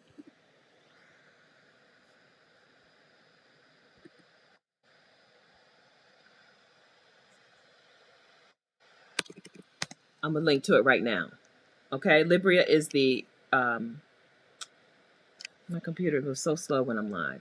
Libria is the, she helps people find remote work. Picky Libria. I'm going to put their name, see it. Hopefully it'll be the first one that comes up and I can just click on it.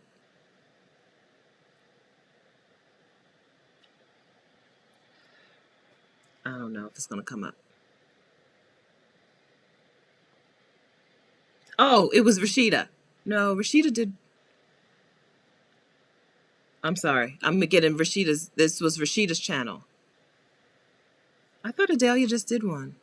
This is only 3 months ago. It's not old. Share. Hold on. Hang in there. Hang in there, y'all. I'm coming back. Copy.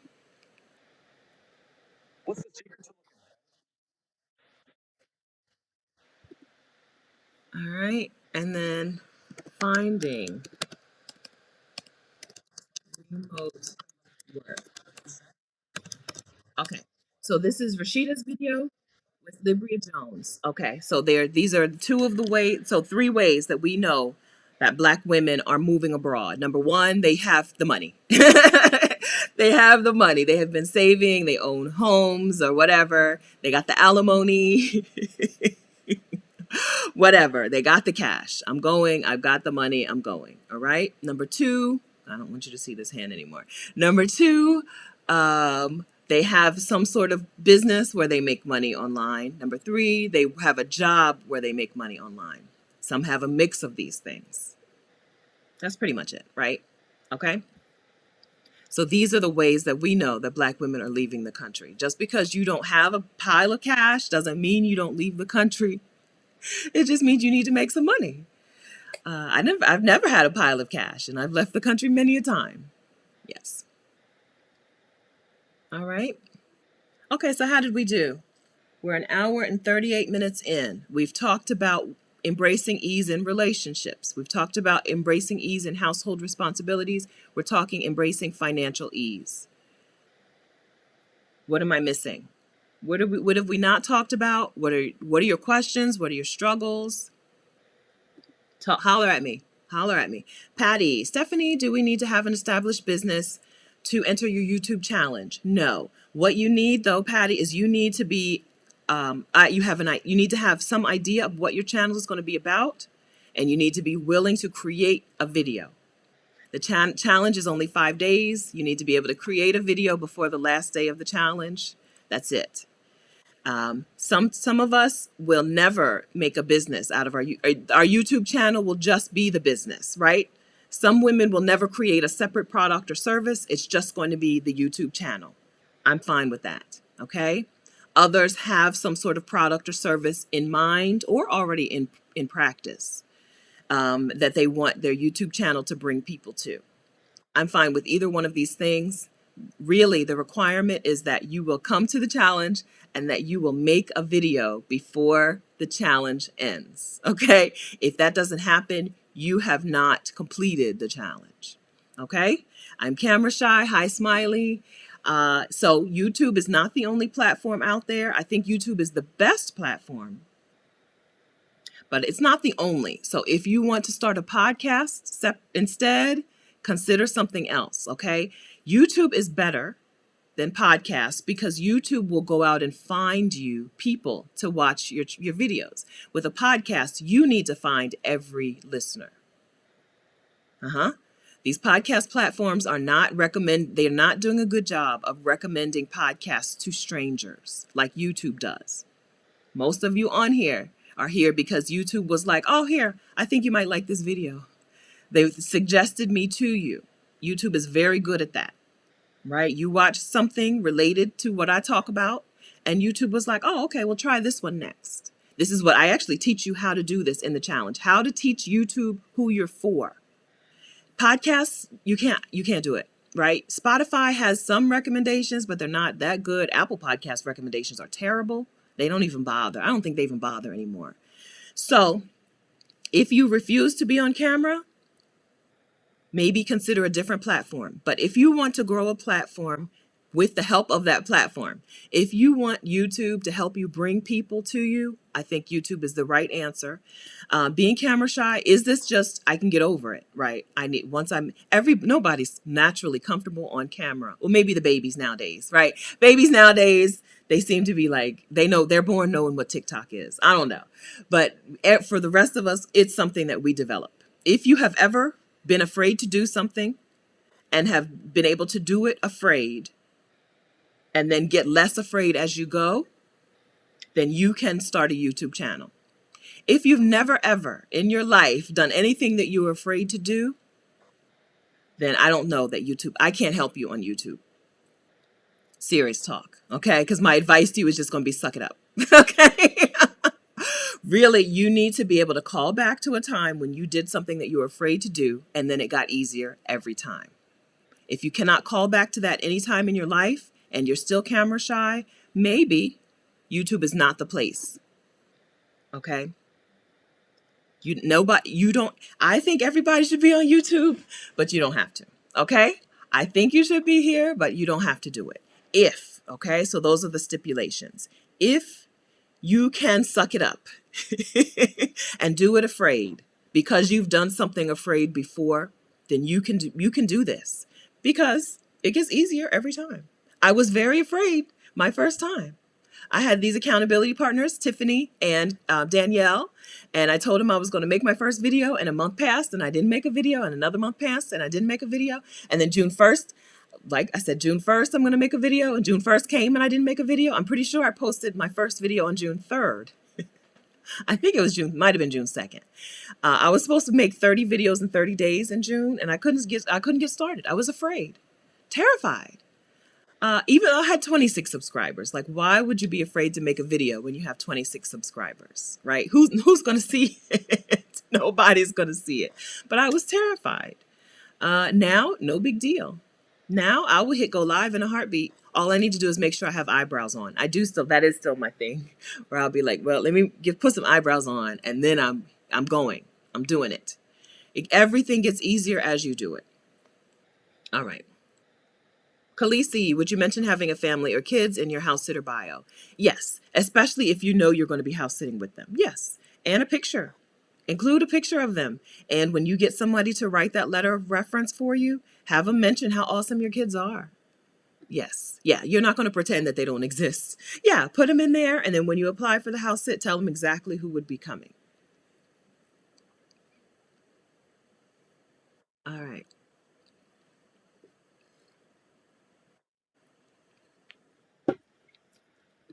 Hi, Tracy. Thank you. Thank you. I also look like my mom and my brother. Thank you.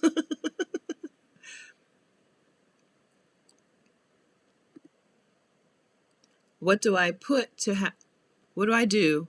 I have to put on profile headline on Pet Sitter website. What do I have to put? Your headline is just something that gets people's attention, right? Dog and cat lover from Virginia or something. Or, house sitter who retired, right? Am I retired nurse who loves to travel? I don't know. Your headline is not super important. As long as it's a good one, right? I guess it is important, because if you said something like that would make people think twice about bringing you into their home, that would be a problem. But just something that is a little snapshot of who you are. Mine just says, I will spoil your, I need to change. Mine isn't good. My headline is not good. Spoiling your furry friends. I was actually my headline is spoiling your furry friends or something like that. Not a good headline. I was a Trusted House Sitters ambassador for 2020. So that should be my headline, right? Lead with the thing that gets the people's attention.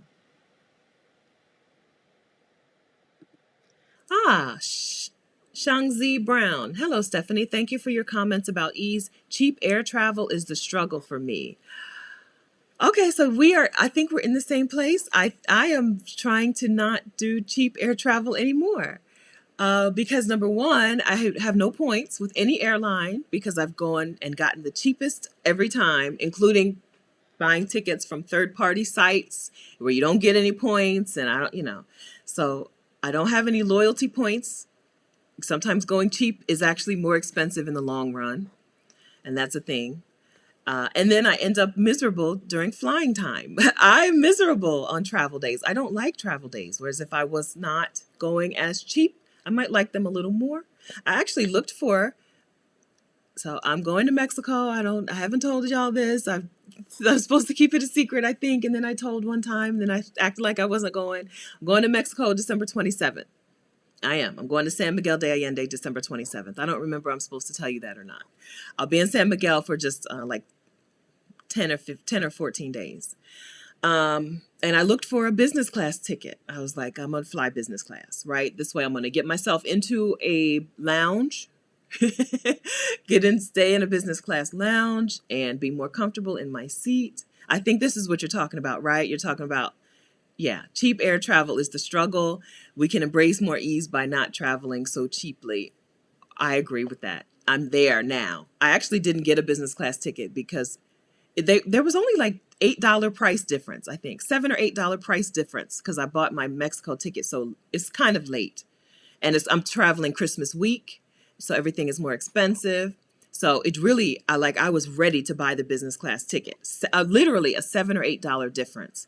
But it kept saying this cannot go through. This cannot go through. I think it was American Airlines or United. I think they were having a problem. So I ended up buying a coach ticket anyway. But yes, that is a struggle that I'm ready to let go of as well. I'm ready to let go of it. I'm moving into business class tickets. I want the lounge access. I want more space, more room. Yeah. Yeah. I feel like that is a way to embrace more ease as well. Anybody else talking about air travel? Savvy Soldier. I flew into Guadalajara first class. Gone, girl. So I always felt like um, if I could get to the airport in time, somebody would always bump me up to first class, but it never happened. Right? Like I was like, if I get to the airport, because I'll get to the airport early. I'm not missing my flight. I'm getting to the airport early. I've got nothing charged and I've got no food, but I'm early. Right? I get to the airport, my phone is on one. My phone's actually on 1% right now. I get to the airport with my phone on 1% and all of that, but I'm early. And I've always been like, I know if I could dress a little bit, let me dress up a little bit, but it's never happened for me. Never happened. Okay, but you're not talking about bumping up to first class. You're talking about actually buying a first class ticket. That's ease, right? That's ease. That's ease. Yeah. Yeah, I'm ready to walk into that too. All right, what else? Okay, hi, Penelope. You're welcome. Congratulations on your 3-week house sit. That's wonderful. Does anyone have a good travel rewards card they like? So people like the Chase Sapphire. I don't have it. I am like a points idiot.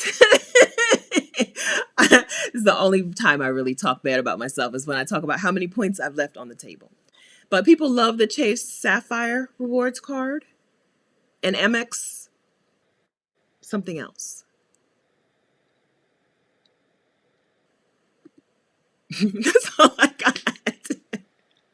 I got USAA. I don't know. I don't know. But somebody will tell you what they have and what they like. We've talked about it just a couple videos ago. What video was that when people were talking about their cards?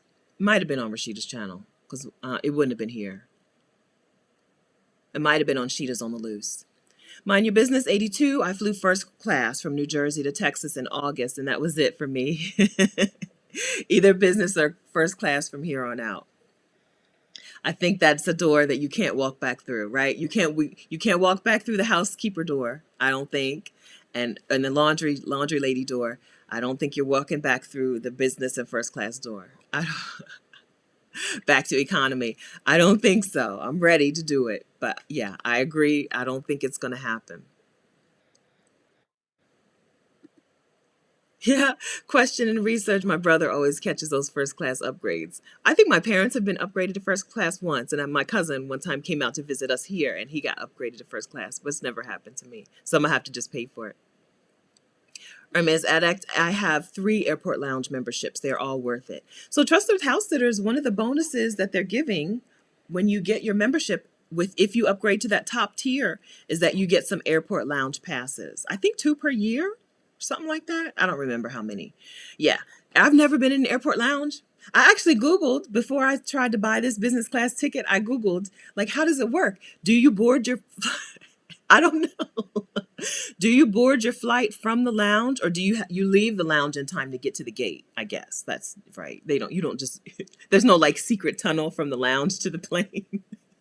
Yeah. I've never been in a lounge. Not once. Points idiot. I'm telling you.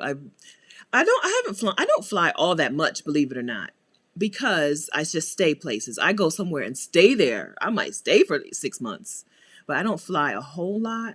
So I guess it's not, I shouldn't beat myself up about it. It's really the only thing I really talk bad about myself about is the points, right? Miles and points.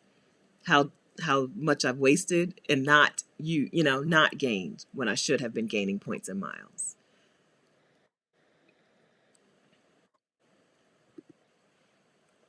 Femi, I bought my first business class seat this year flying into Mexico City and I loved it. Yes. Good. I'm ready. I'm ready. So if you get on that flight to Turkey, if y'all board a flight to Turkey, Antalya, Turkey, sometime early April, and you see me sitting in the first class or business class, I told you. I told you I was gonna do it. I told you. Yes.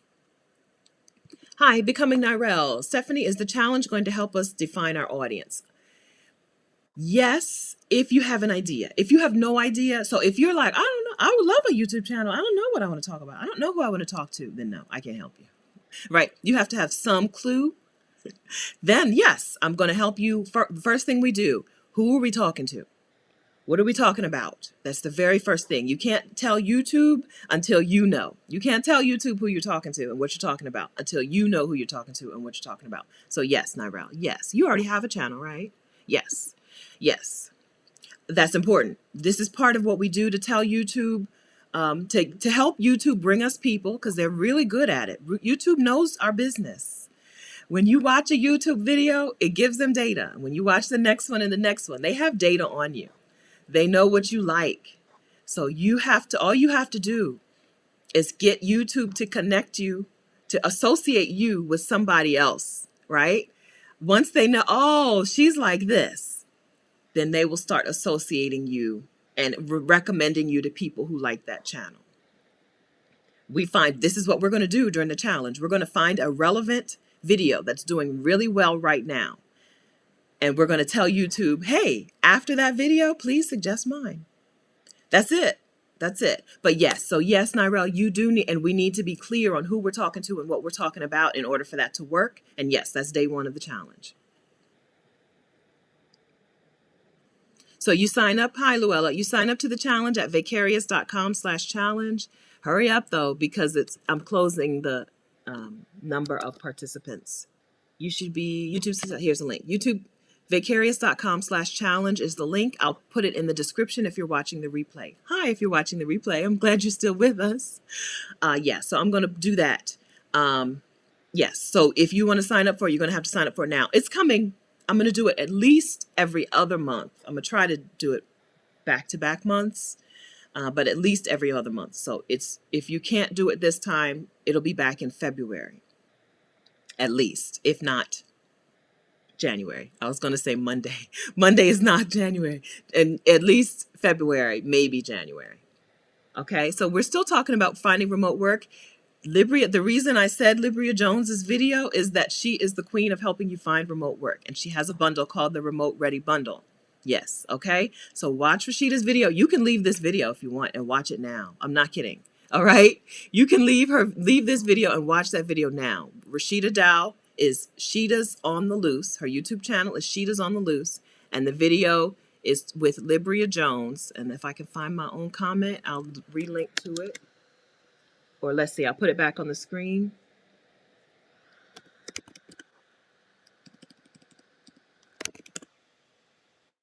Bing bong. Boom. Finding remote work. That's the YouTube link. If you're here in the chat, you can click on that now. Like seriously. It's in the chat.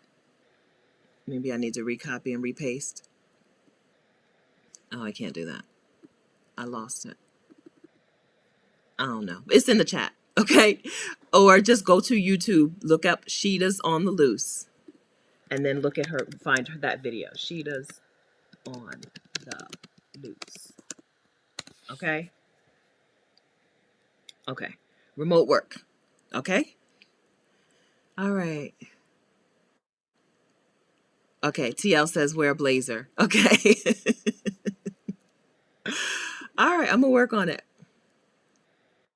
Yeah, Abba says the points guy has the 411 on it. Yeah, so we spoke with Vicki Walker, who is a Black woman who works for the points guy.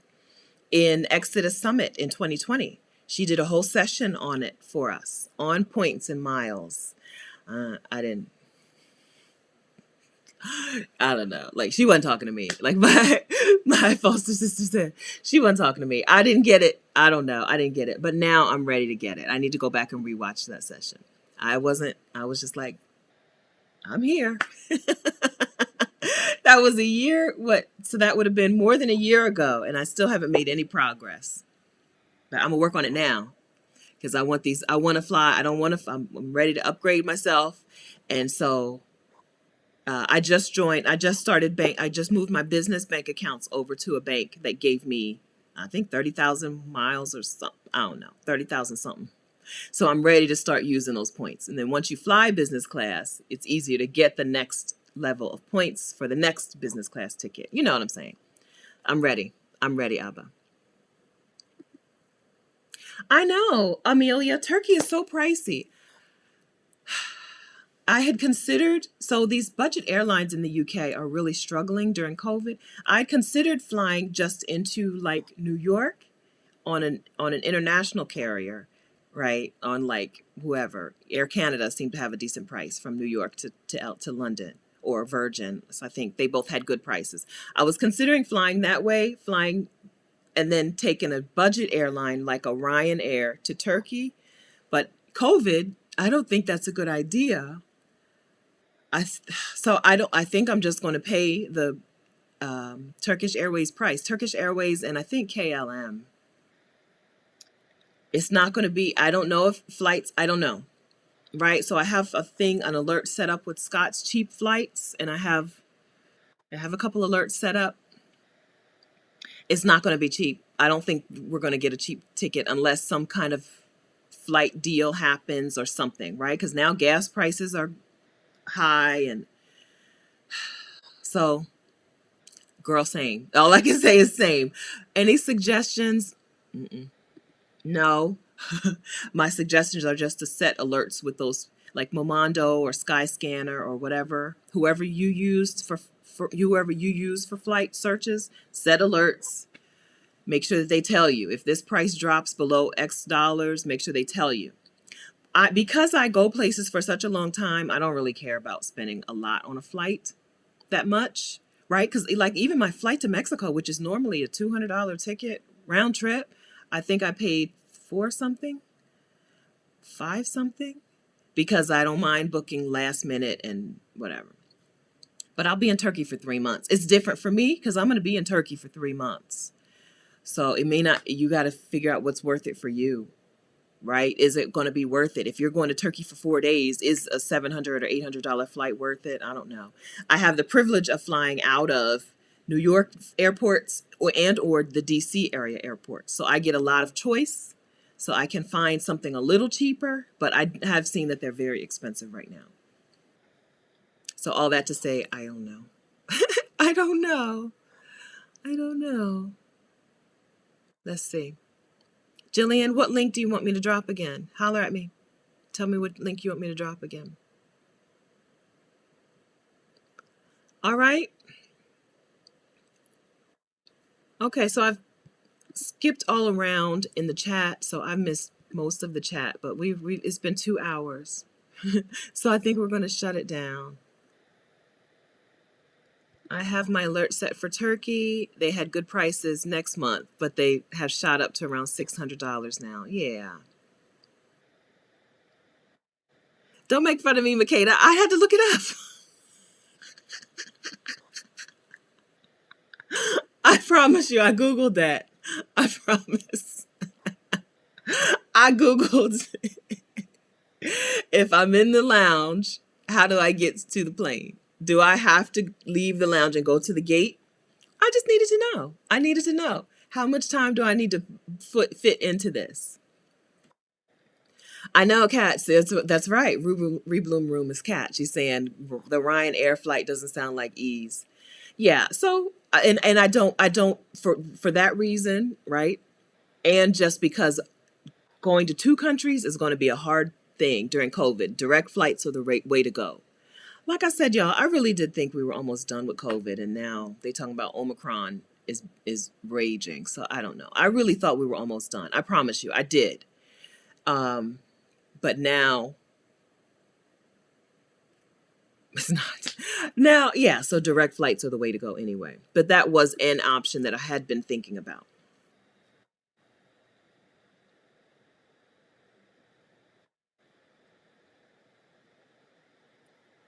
All right, let's see.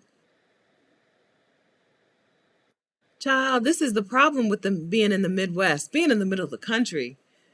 Ugh, everything is worse. Life in the Midwest is worse. Yeah, so at least from New York or DC, I think I'll be able to get around 600. I've seen 800 for business class, I think. But I think I don't know. I seem to think I can get at one point, one day I'll be able to get a $600 business class flight. We'll see. But being in the Midwest, it's a struggle.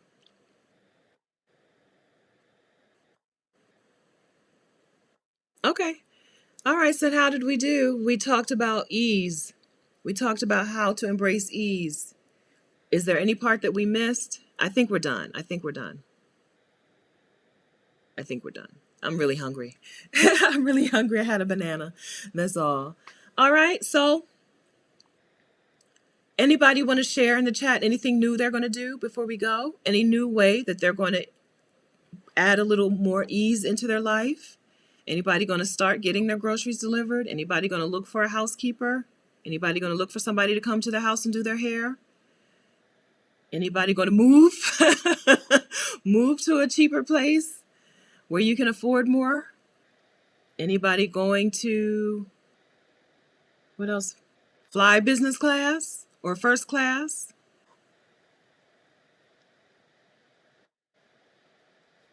Okay, I'm glad you guys are here. Hi, Stephanie. I don't think I've seen you. Hi.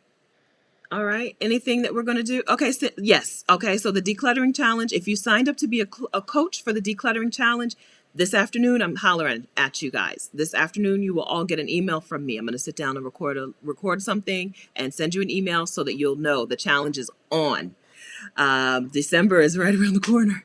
So the December to Declutter Challenge is on. And if you signed up to be a coach by emailing me, I'll be in the inbox, in your inbox this afternoon. That's what I'll be doing for the rest of the day, getting that challenge off the ground. It's already off the ground. I don't know. I think we're over $500 raised. So it's off the ground, but this December is when I'm going to hammer it. So that's what, yes. So decluttering. Yes. Thank you for that. Yes. Decluttering is a way to embrace ease as well. And having less stuff. Well, having less of certain stuff is ease. Having less of some stuff is not ease. Um, we didn't even talk about this. Gosh, we didn't even talk about this. What things that we have cut out that have actually made things harder for ourselves that we need to add back in. Because sometimes we cut things out we go too far. As a person who has lived out of a suitcase for a long time, there's some things that I take with me that you would be surprised with. Martise takes 5 mugs with her. I wouldn't do that. But I take things with me that other people wouldn't travel with. I travel with my own pool floaty. I have a pool floaty just in case there's a pool and no floaty. I travel with a blow up pool floaty for myself. Right. So that's why I say I'm not a minimalist, because I like to do things. There are certain things I need to be at ease. I need certain things. Okay. We're not going into a whole nother conversation though, but some things were sometimes we can overdo the decluttering and the minimalism talk. I don't want that either, right? So luxury and minimalism are not opposites to ease. You can embrace luxury and ease. You can embrace minimalism and ease. But I think that ease is the goal. I hope my goal for you is more ease, not more luxury and not more minimalism. If right, more ease. That's what I want for you. I know I'm not the boss of you. But that's what I want for all Black women. More ease. Okay. So Hermes Addict says decluttering. Yes, I know Cat travels with a hammock. I've seen you on live on our in our coaching session in the hammock. All right. Electronic ease. Stop. Yes. Stop letting beeps and notifications control you. I don't have notifications. If you have ever DM'd me, you know that. I don't get notifications. Yes, that's right. Okay? Comfort is the key word. Yes, Abba. Yes. Right? So we can go too far into minimalism and lose all of the ease and all of the comfort in our lives. I don't want that for us either. Okay. Hi, Lumen. I'm 1 hour behind. Okay. No problem. When you get to this end, when you get to the end, you'll see. No problem. All right. Surround yourself. Hi, Missy. We have already said hi to you, Missy. Surround yourself with people, places, and things that you absolutely love and purge the rest. A clear mind brings about ease. Yes. Quality over quantity. Yes. All right. Thank you, Jules. Thank you. Bless you. God bless you. All right. So I asked you to, let's see, anybody, I asked you guys to drop something that you're going to do. I can't see all of the chat because I'm on a third party app called Ecamm Live. So I miss a lot of the comments. But if you've dropped something, if you've decided on something that you're going to do to bring more ease to your day, share that with us, please, if you don't mind. If you don't mind. Pearl Pugh is reevaluating housekeeping. Good. I hope you took that screenshot when I said, Pearl. I hope you did, right? You're supporting a small business. When you bring in a housekeeper or when you bring in anyone to do tasks for you, you're supporting a small business. Yeah, I hope that you do. Be real. Looking for a housekeeper, looking to fly business class and get someone to come to my home to lock my hair. My work here is done. My work here is done. Be real. Report back. Okay? Report back. All right. Oh, Ludell. Okay. So the declutter challenge, I want to wait. So okay. So I'm going to give you the link, but we have team captains who are, let me find the link. We have team captains. So okay. So I'm going to give you the link, but you may want to wait and give under one of the team captains links instead. Oh wait, I don't even have the link linked here. Where is it?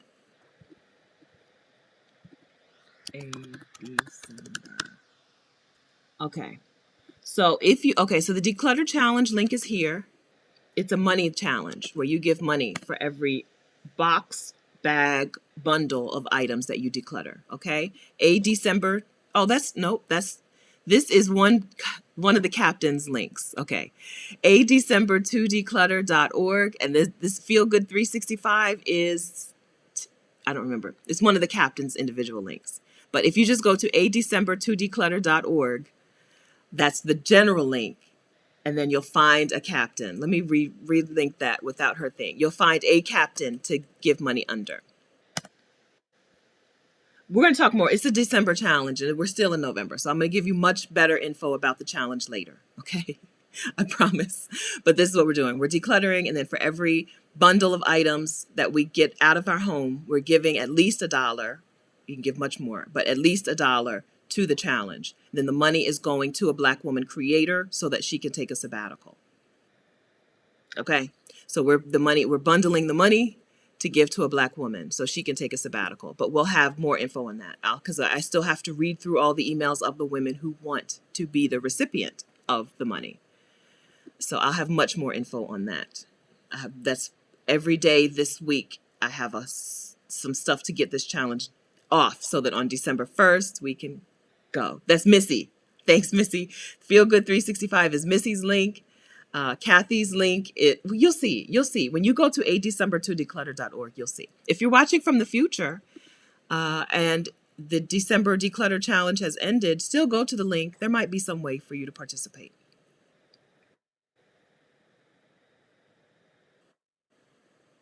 Okay, did you guys give us, I'm waiting. Did you guys share with us what you're going to do?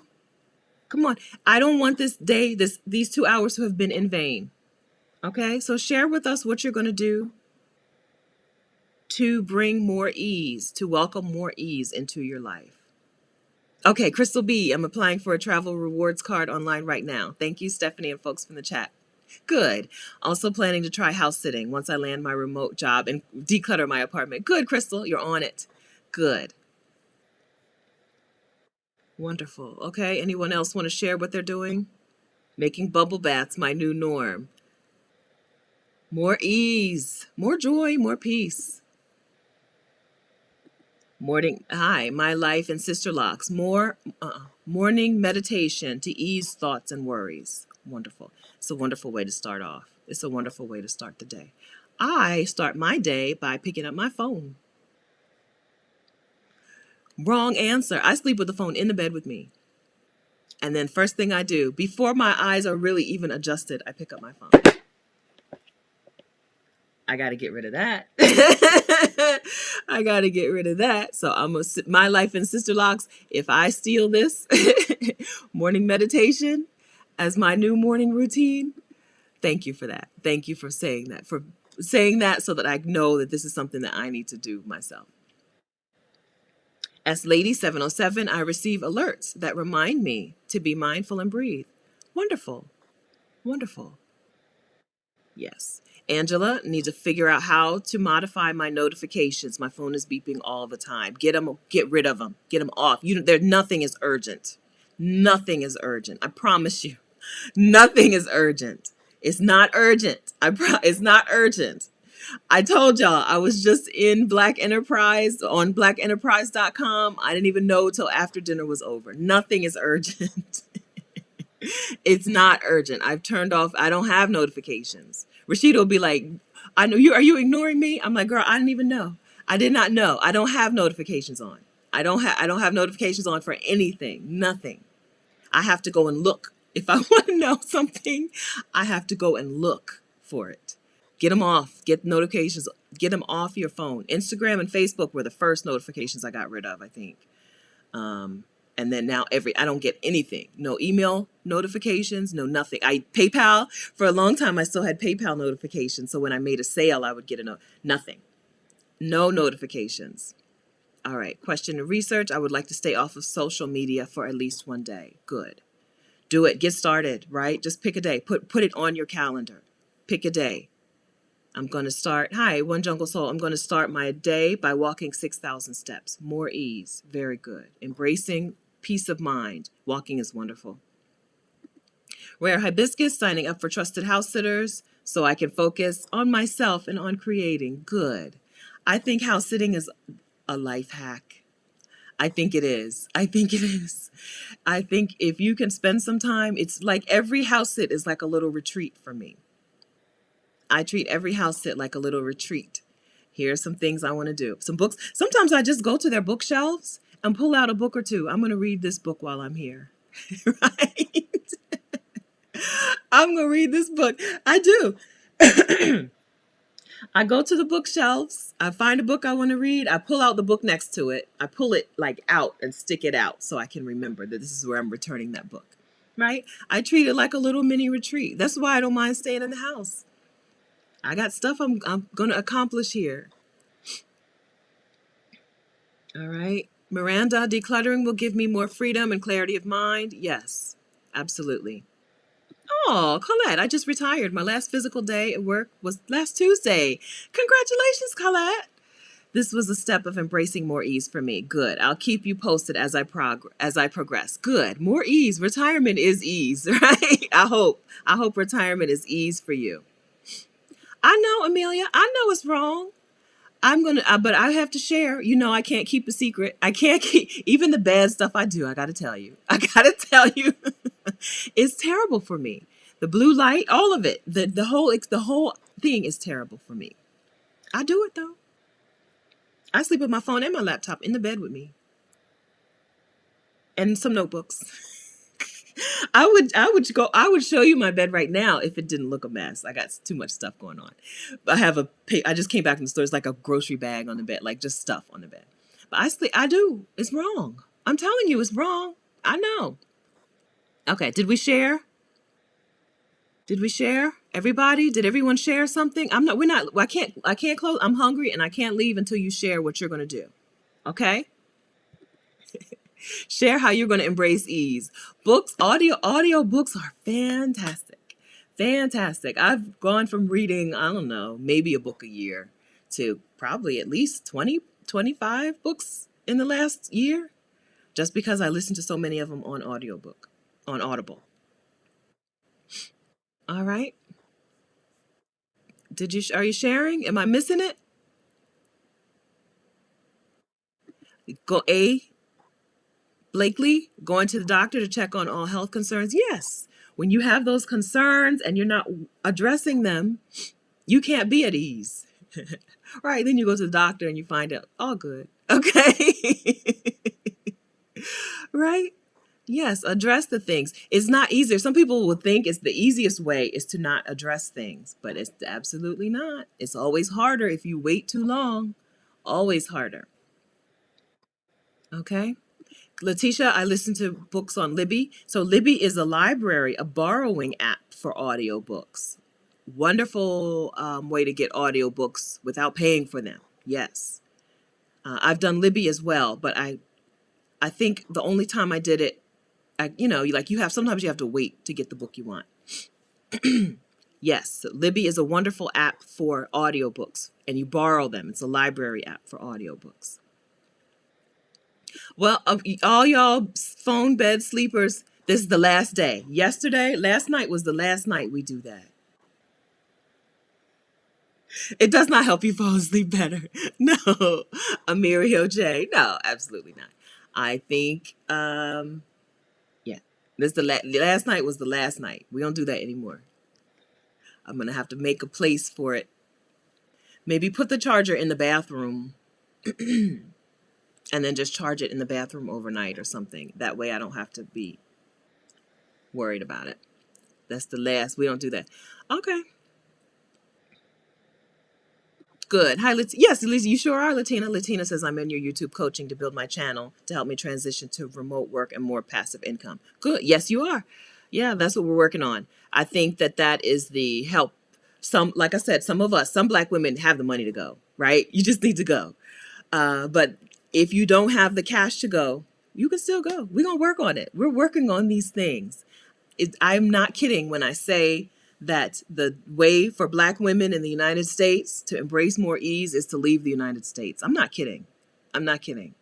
If you can leave for 3 months or 6 months, good. If you can move, even better. Even better. Okay. So yes to that. I'm helping you. I want to help you get yourself out. More ease. Hey, CC, no, most house sits are unpaid. If you house sit through an app like Trusted House Sitters, House Carers, Mind My House, unpaid, you're getting free accommodation. If you want to get paid to house sit, you need to find your own clients. Trusted House Sitters, the clients are there. You just pick, you guys communicate, you agree, you confirm, right? If you need to be paid to house sit, you need to find your own clients. Okay. Thank you. You're welcome. I feel like y'all have not shared with me what you were going to do. Okay, here we go. Professor LCH, going to allow a cleaning service into my home to clean my guest bathroom. Good. Knitting Babe, I will stop feeling guilty that I hired somebody to cut my grass. Good. That's something I used to do too. My dad cut my grass most of the time, but I had a man who lived in the neighborhood who would come, boom. He would knock on the door when he saw the grass starting. He'd knock on the door. Here you go. I lived in a little tiny row house with a little tiny patch of grass in the front and back. I don't know, $20, $25. I got the cash. Here we go. This is before Cash App when I lived in Wilmington. Yes, ma'am. Yes. No, we don't feel guilty. That's a small businessman, a small business person. Yes, indeed. No, we don't feel guilty about supporting small businesses and giving ourselves more time because that's really buying time. So you bought those 2 hours back. That's what rich people do. Right? That's how they feel. That's what they do to feel rich. They buy time from others. We're going to embrace that too. Even before we're rich people. I made $22 an hour and I paid somebody to cut my grass. Yes, indeed. Amirio J, I'm going to embrace ease by stop applying to jobs and invest more in my business. You know that is my message. You know that's my message. Yes. If you have a business, grow your business. Yeah. Get help. Learn how to grow your business. If you have a business, do that. Okay? Audible is fantastic. Yes. Okay.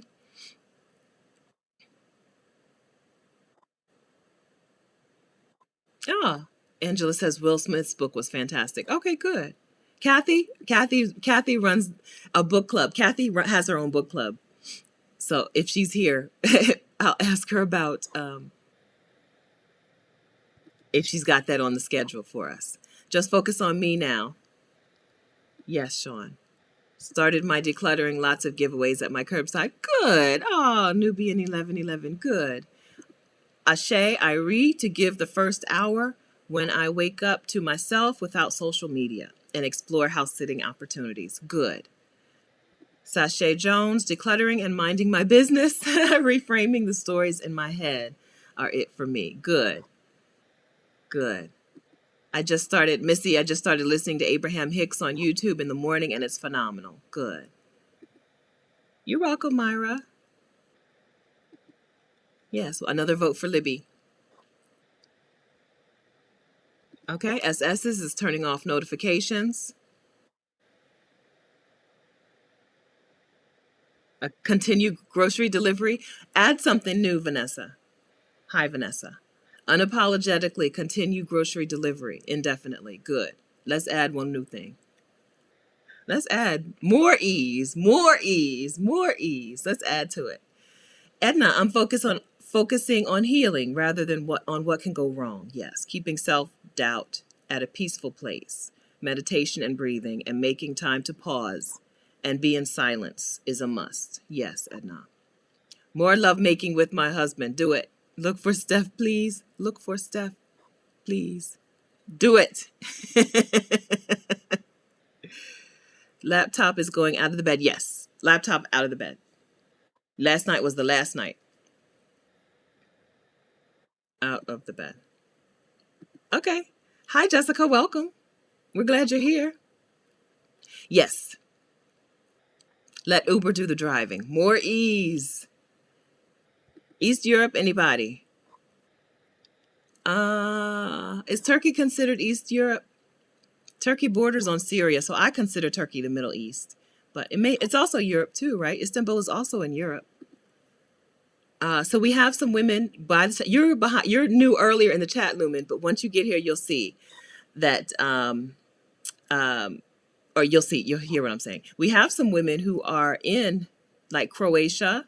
Cat, right? Cat was in Croatia, and some other parts of East Europe.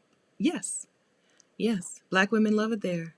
Good cost of living. If you can deal with the weather, I don't know how cold it gets in Croatia. It may not get that cold in Croatia, but if you can deal with the weather, it's good. Okay, glass half full. I work an average of 55 to 60 hours a week. Okay. I am starting to cut back. Will be really hard, but I'm exhausted, and so my life is unbalanced. Yes. So the cutting back going to require that you bring someone in to do some of this work, right? Or is it work that you can just lop off, right? There are different ways to cut back. If you're working a lot of hours, there are different ways to cut back. It may be both of those things, but you're going to, yes. So yes, to do that. Please do that. If you need to pay someone to do some of this work, pay someone to do some of the work. If you can just cut the work out entirely, which is why I don't have much of a presence on Instagram, I don't do it. I don't have the time and the space, the energy, the will. So I don't do it. I don't have TikTok.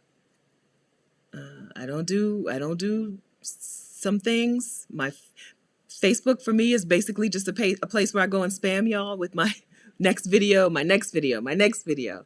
I don't engage on it there very much, except for in our groups, because I don't. Right?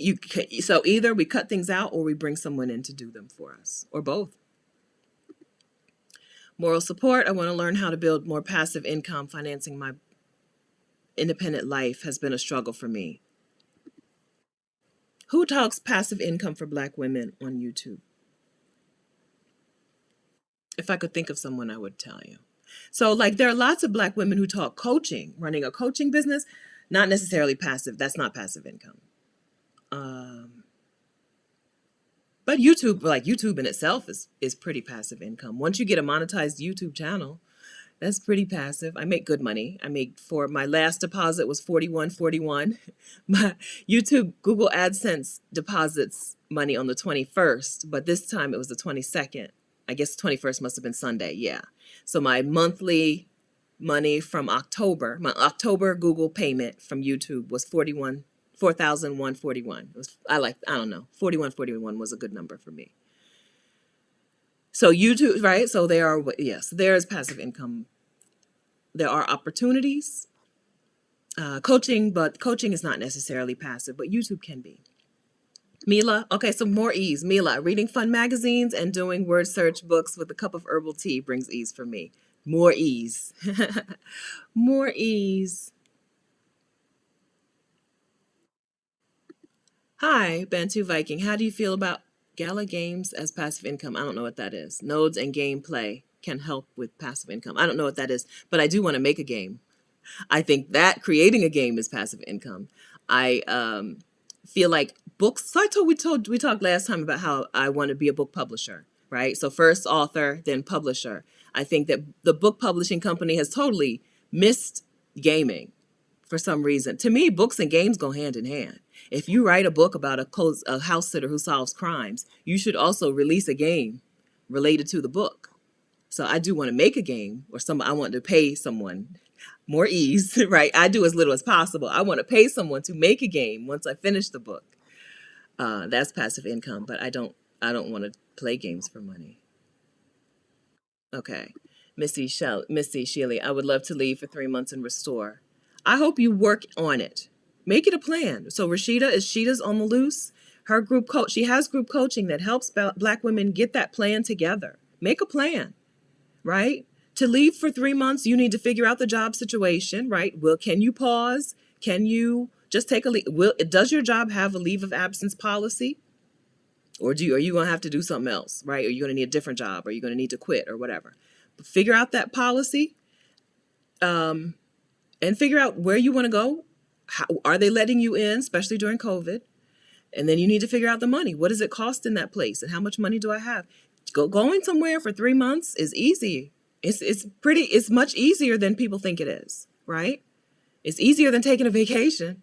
Going somewhere for 3 months is easier than taking a 2-week vacation there. You don't have to plan what to do. You pick a place to stay.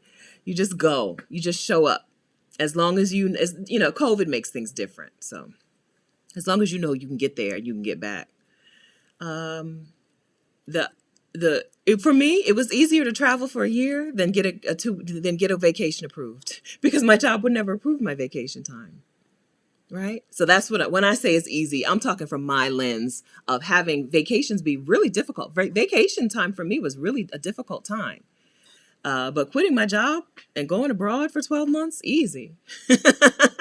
Yes, I hope that, Missy, I hope you're working on a plan and not just wanting it, but working on it. We're not meant to be exhausted, and we're not meant to live our entire lives in fight or flight mode. We're not meant to always feel like we have some urgent, pressing matter that we need to address. That's not supposed to be the everyday feeling.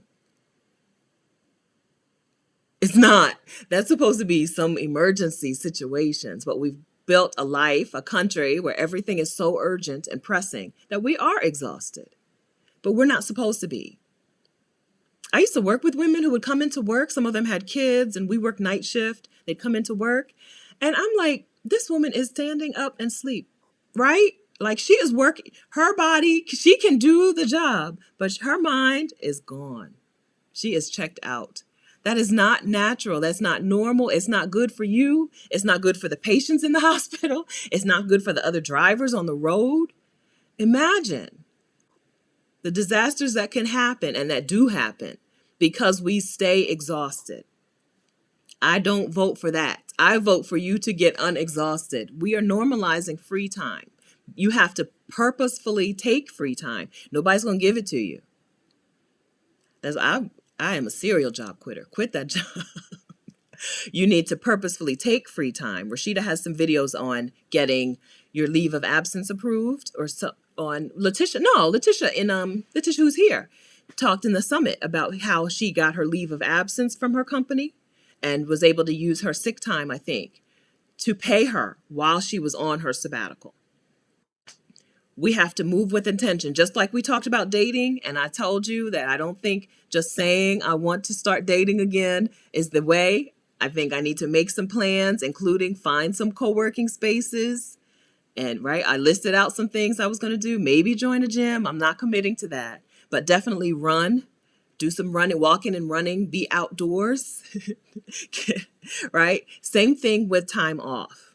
You have to put the effort into it, make it your priority, because nobody else is going to make it a priority for you. Ain't nobody going to be like, oh, Missy, you look tired. Do you want a week's vacation? That definitely not. So all that to say, I hope you're making some progress on a plan. Please. Please. Hi. I think that so with injustices in the world, we have to put some things into perspective, right? I am not a person who feels like I need to try to solve other people's problems. That's a natural thing. If you are a problem solver for other people, you're going to have to learn how to compartmentalize that, right? How to give yourself permission to be the first priority, and even give yourself time where you are the only priority, right? If you're thinking about all of these injustices and right, I don't think about them in that way because I am not a solver of problems for other people. I am an opt-out person. I will opt out. I'm not, right? Right? The country's bad. Oh well, I'm leaving. Right? There, even though there's no perfect place, there's no place that I can go to where things are going to be perfect, but I don't feel the need to try to solve people's problems when I get to a new place. So I can be at ease. That's a personality trait, I think. But you have to learn how to, if that is a struggle for you, when you go places and you see things and you're like, oh, but I can fix this. You have to compartmentalize. You have to learn how to put that in its place, right? This month, December, January, February, I don't do that. December, January, February, I live for me.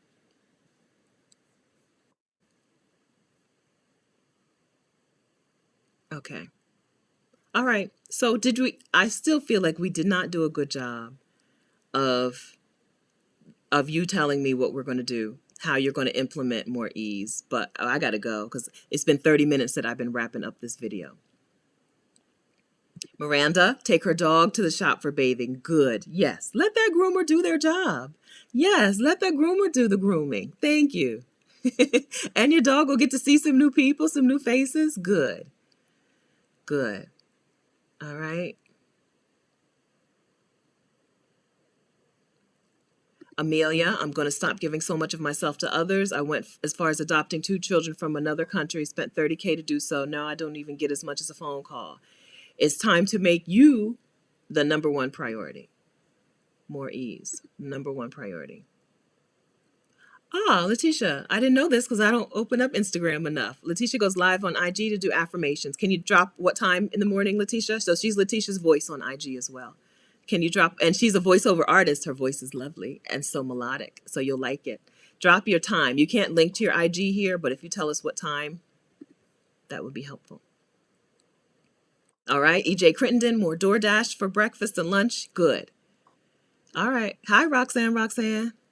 Okay. Okay. Welcome. Moral support. Aw, hi, welcome. We're glad you're here. We're here Saturdays at 10 a.m. Eastern time, among other times.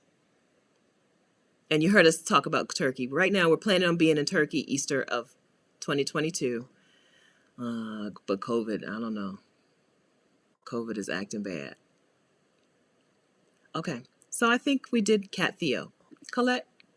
That's right. Cat Theo talks passive income. She's a Black woman who I think lives in like Colorado or something. But she's lived in Spain. I'm a subscriber to her channel as well. Yes, Cat Theo does talk passive income. She even talked about the books, the journal, creating a low content book for Amazon. Yes, thank you, Colette. Cat Theo. I think she's Cat with a K though. I think she's Cat with a K. Cat Theo is a Black woman who talks passive income. Yes. All right. Pamela will continue to grow my business, work to be guilt-free about things like house cleaning services and food deliveries. Good. Investments are passive. Yes, Grace. Yes. Yes. More ease. Hi, for dance sake. More ease by saying no to unnecessary things people want you to do that you don't want to do. Yes. Practice. Practice that. Just like you practice dance, practice saying no. No is pretty much my default answer for most things. And then if I want to say yes, then I have to come back and say yes. I'm good. I've had a lot of practice at this, but yes, right? Make no the default answer. And then if you want to do it, then be like, actually, I've thought about it and I am available. Yes, you have to practice at it. Oh, Makeda also doing voiceovers. Good. That is passive. Well, no. Well, maybe. It depends. It's passive if they continue to pay. If one piece of voiceover work continues to pay you. If not, it's not passive, but it's still good work. I'm not saying it has to be passive. Nobody said your income has to be passive. Ah, my life in Sister Locks. I bought a dishwasher. Always thought I was being lazy. One of the best things I did for myself. Good. We're out here really just judging ourselves for doing normal things, right? Having a dishwasher is a normal thing. You don't have to judge yourself for that. I think that the word lazy has been misused and misapplied to situations, right? Doing things that save you time that's not lazy, right? Lazy is not doing it at all, right? Getting a dishwasher, which saves you time, is not lazy. We're misusing that word. I need to look up the real definition. But we've been taught to misuse the word lazy, I'll say. We've been told things are lazy when they're absolutely, using a dishwasher is not lazy. It's absolutely not. Okay, here we go. More. Luella, get all my home improvement stuff done so I can really enjoy my home. Yes, at more. Yeah. New bathroom. Oh, good. More indoor plants. Wonderful. I love that. And decluttering stuff to the local hospice charity. Good. All right. So, okay. I think we've done a good job. Yeah. Cat. This is Cat Theo. Yes. Thanks, Colette. I'm behind in the chat, but you did. Yes. Thank you for fixing that.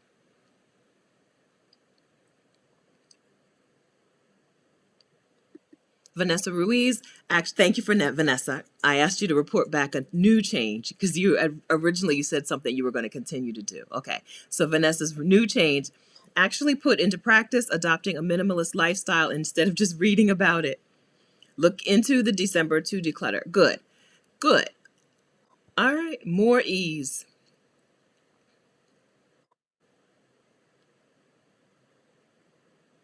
Okay, I see you, Bantu Viking. Blockchain. Okay, if I do decide to make a game, please make sure it is paid to play on the blockchain. Okay, I don't know what that means, but I'm gonna figure it out.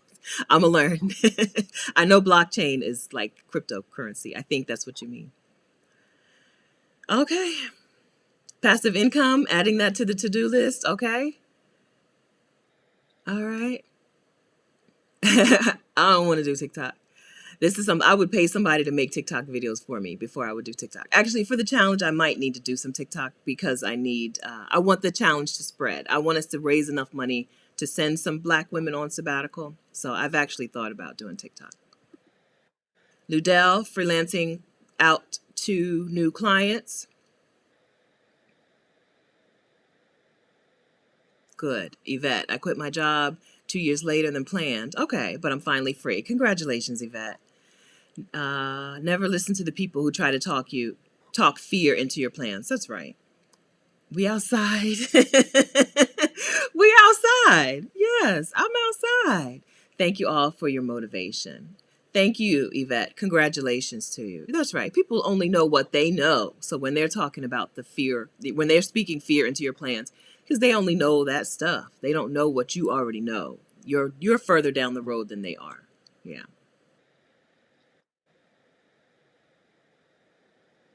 All right. Okay. Pull up videos to laugh more. A. Blakely, more ease, more laughter, more laughter. I'm down with more laughter and more joy. Just this morning, I had to tell my parents how hilarious I was. I came back from the store and I don't remember what I said, but they didn't know it was a joke. And I'm like, y'all, I'm hilarious.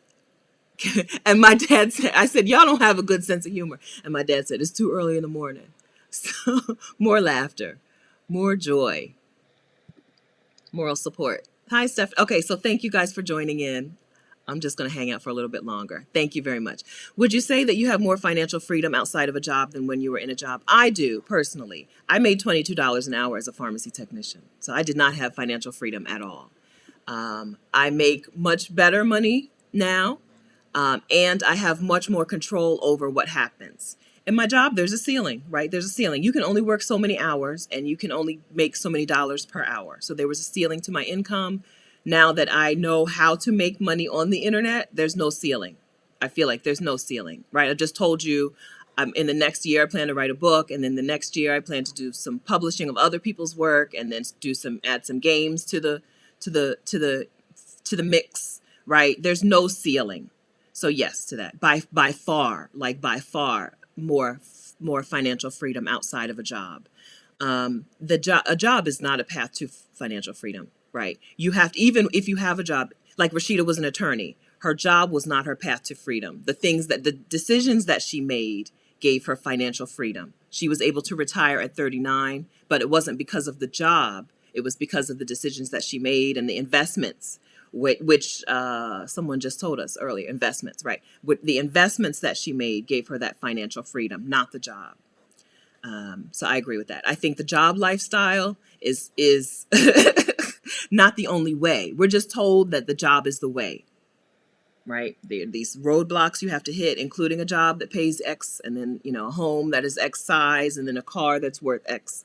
But they don't tell you that those are not the path to freedom. Those are the path to sometimes more bondage. I was a credit analyst for long enough. I've talked to enough people who've made enough money to know that the job is not the path to freedom. I talked to many a doctor who owed as much as they made, right? Every month, at the end of the month, they had as much money as I had, right? When I was a credit analyst, at the end of the month, I may have $100, $200 left.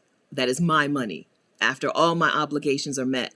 I'm talking to doctors, surgeons, people who own practices even, and theirs is the same.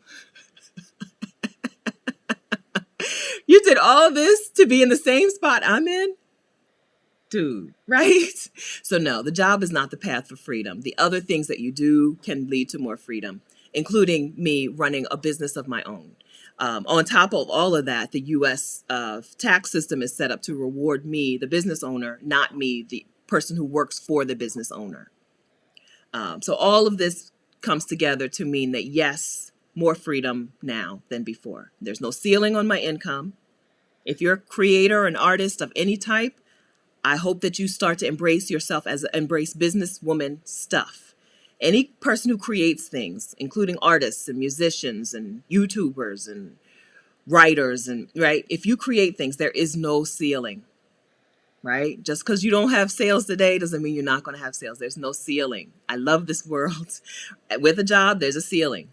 Any job is only going to pay you so much, except for the CEO. CEOs of companies seem to get pay increases at an unlimited rate. But anyone else who works for someone, there's a ceiling. Me, now, no ceiling. Seriously, I feel that. I believe that. Not only because I've doubled or tripled what I used to make. You're right. By the time this year is over, I will have made 2 or 3 times what I used to make as a pharmacy technician. Not only for that reason am I saying there's no ceiling, but just because there's no ceiling. You know what I mean? There's no ceiling. I don't know. Okay. Okay. Lisa, okay, I do want to get through. I've asked you to report back, and I do want to get through what you're going to do to embrace ease. Lisa Clark says she's going to stop talking to negative people about her plans. Good. Good. All right. Eliminate, Deborah, eliminate events that surround you with people who are toxic influences to you. Good. All right. So did everyone report back?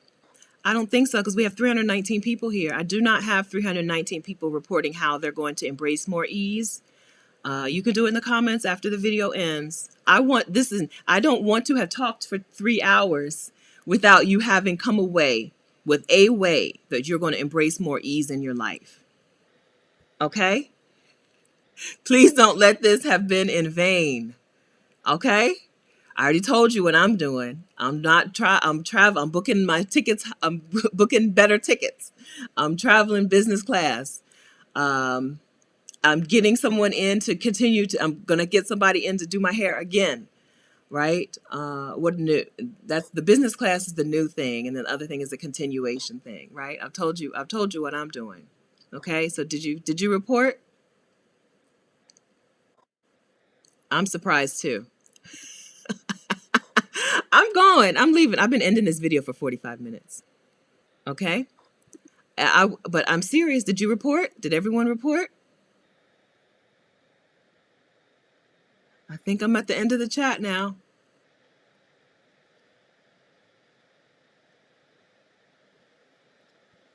All right. I hope you've all come up with something. If you have not, find yourself some sister friends. Y'all talk it over. She'll know. Find another woman. She'll know what you need to do. Girl, you need to stop doing XYZ. She'll know. Find you a sister friend and ask her, what do I need to take out of my life in order to embrace ease? Amanda, I'm going to meditate on a regular basis. Good. All right. PM, I'm going to embrace habits that feed my soul. Try something new each month. Good. PM, pick something. Pick that first thing. Okay. Don't leave it here, right? Don't leave your statement here. Give yourself a concrete thing that you're going to try and a deadline for when you're going to try it. I believe in deadlines. All right. Okay. All right. So I'm going to say maybe 50 of you have reported back on how you're going to start embracing more ease. Okay. That's 250 of you who did not. Okay. So I expect you to come back into the comments after we leave this live stream. Think on it some more. Come back into the comments and leave it. I mean that. Leave a comment telling us how you are going to embrace more ease. Immediately. Okay. Immediately. Some of you have some things you'll be like, oh, I want to start in 2022. Just start it tomorrow, right? I told you I'm taking my bed and my laptop. I'm taking my phone and my laptop out of the bed. I'm just going to do it tonight. I'm starting today. Okay. So I hope you do. I hope you do. Here we go. Mama Lynn, one more. Mama Lynn, I'm adding more ease to my life by using sewing, jewelry making, and homesteading skills, yes, to produce products that help other women where they are or where they go. Good. Mama Lynn has a YouTube channel. We know Mama Lynn has been here on the channel also herself. Yes, by you doing the thing, yes, using your own skills to help other people. But one more, I want you to give us one more that's actual ease for you. Okay. Myra, thing that would help me most is organizing my place, mind, day, so I can get healthy and learn new skills. Okay. So get on that organization. Get on it, right? One thing at a time, one room at a time, one space at a time. Organize it and organize your mind and your day. I really do think not having to remember things is a helpful thing, a helpful tool. Seriously. If, because you said organizing your day, find a calendar that you like, whether it's an app or a paper calendar, and actually use it. Not having to remember things is a life hack. I'm telling you, it's a brain hack. It really is. It really is. You can clear up space for things that you don't have to think about. Yeah. Okay. Action VJ, decluttering is a must. I will do. Good. All right. All right. Moral support has a 10-day detox plan to help reorganize her brain and focus on my goal to financial independence. No time to waste. Waste a little bit of time. Do things, Amy. Hi, Amy. Do things that I love daily with gratitude. More ease. Okay. Jessie J. Not renewing my apartment lease. Where we going, girl? Where we going? Yeah, where we going? Francine is discarding the drama bringers. Yes. Twyla T-Bird is retiring. Yes. More ease. Put myself first. Andrea. Yes. Get a housekeeper. JB. Yes. Good. All right. More laughter and more smiling, Sandy. More. Yes. Seek it out. Yes. Kia, ask myself, is this bringing me closer to my vision when making decisions? Yes. More ease. That makes the decision-making process easy, right? This is a yes or no. Yes. Okay? Not carrying other people's burdens. Terry, yes.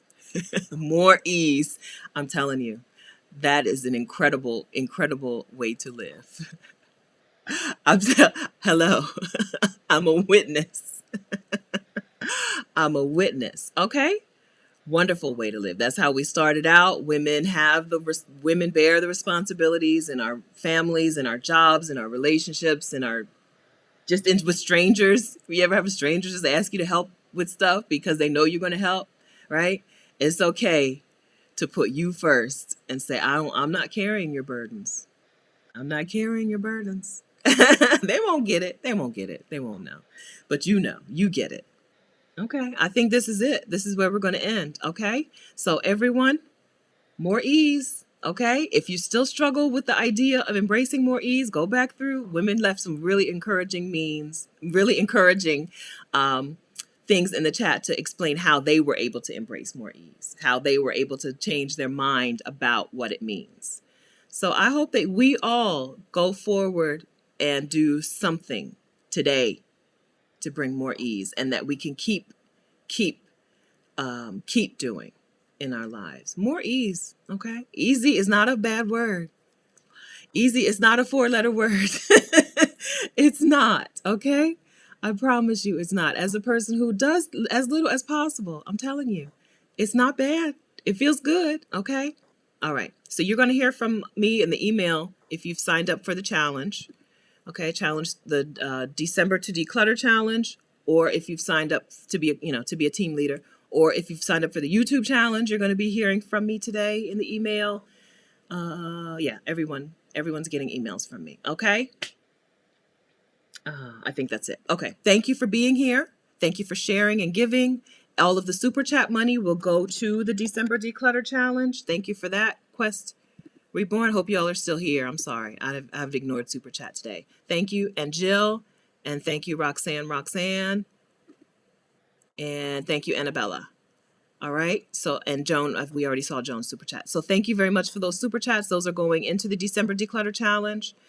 I will see you again next Saturday, 10 a.m. Eastern. I have a video coming out next week, but I'll see you 10 a.m. Eastern. Again, we'll hang out. I'm going to do some live decluttering with you sometime next week. We'll set something up, but you'll see the alert if you have the alert set. Okay. Wonderful. Wonderful. Okay. Thanks for hanging out, friends. Have a wonderful day. Bye.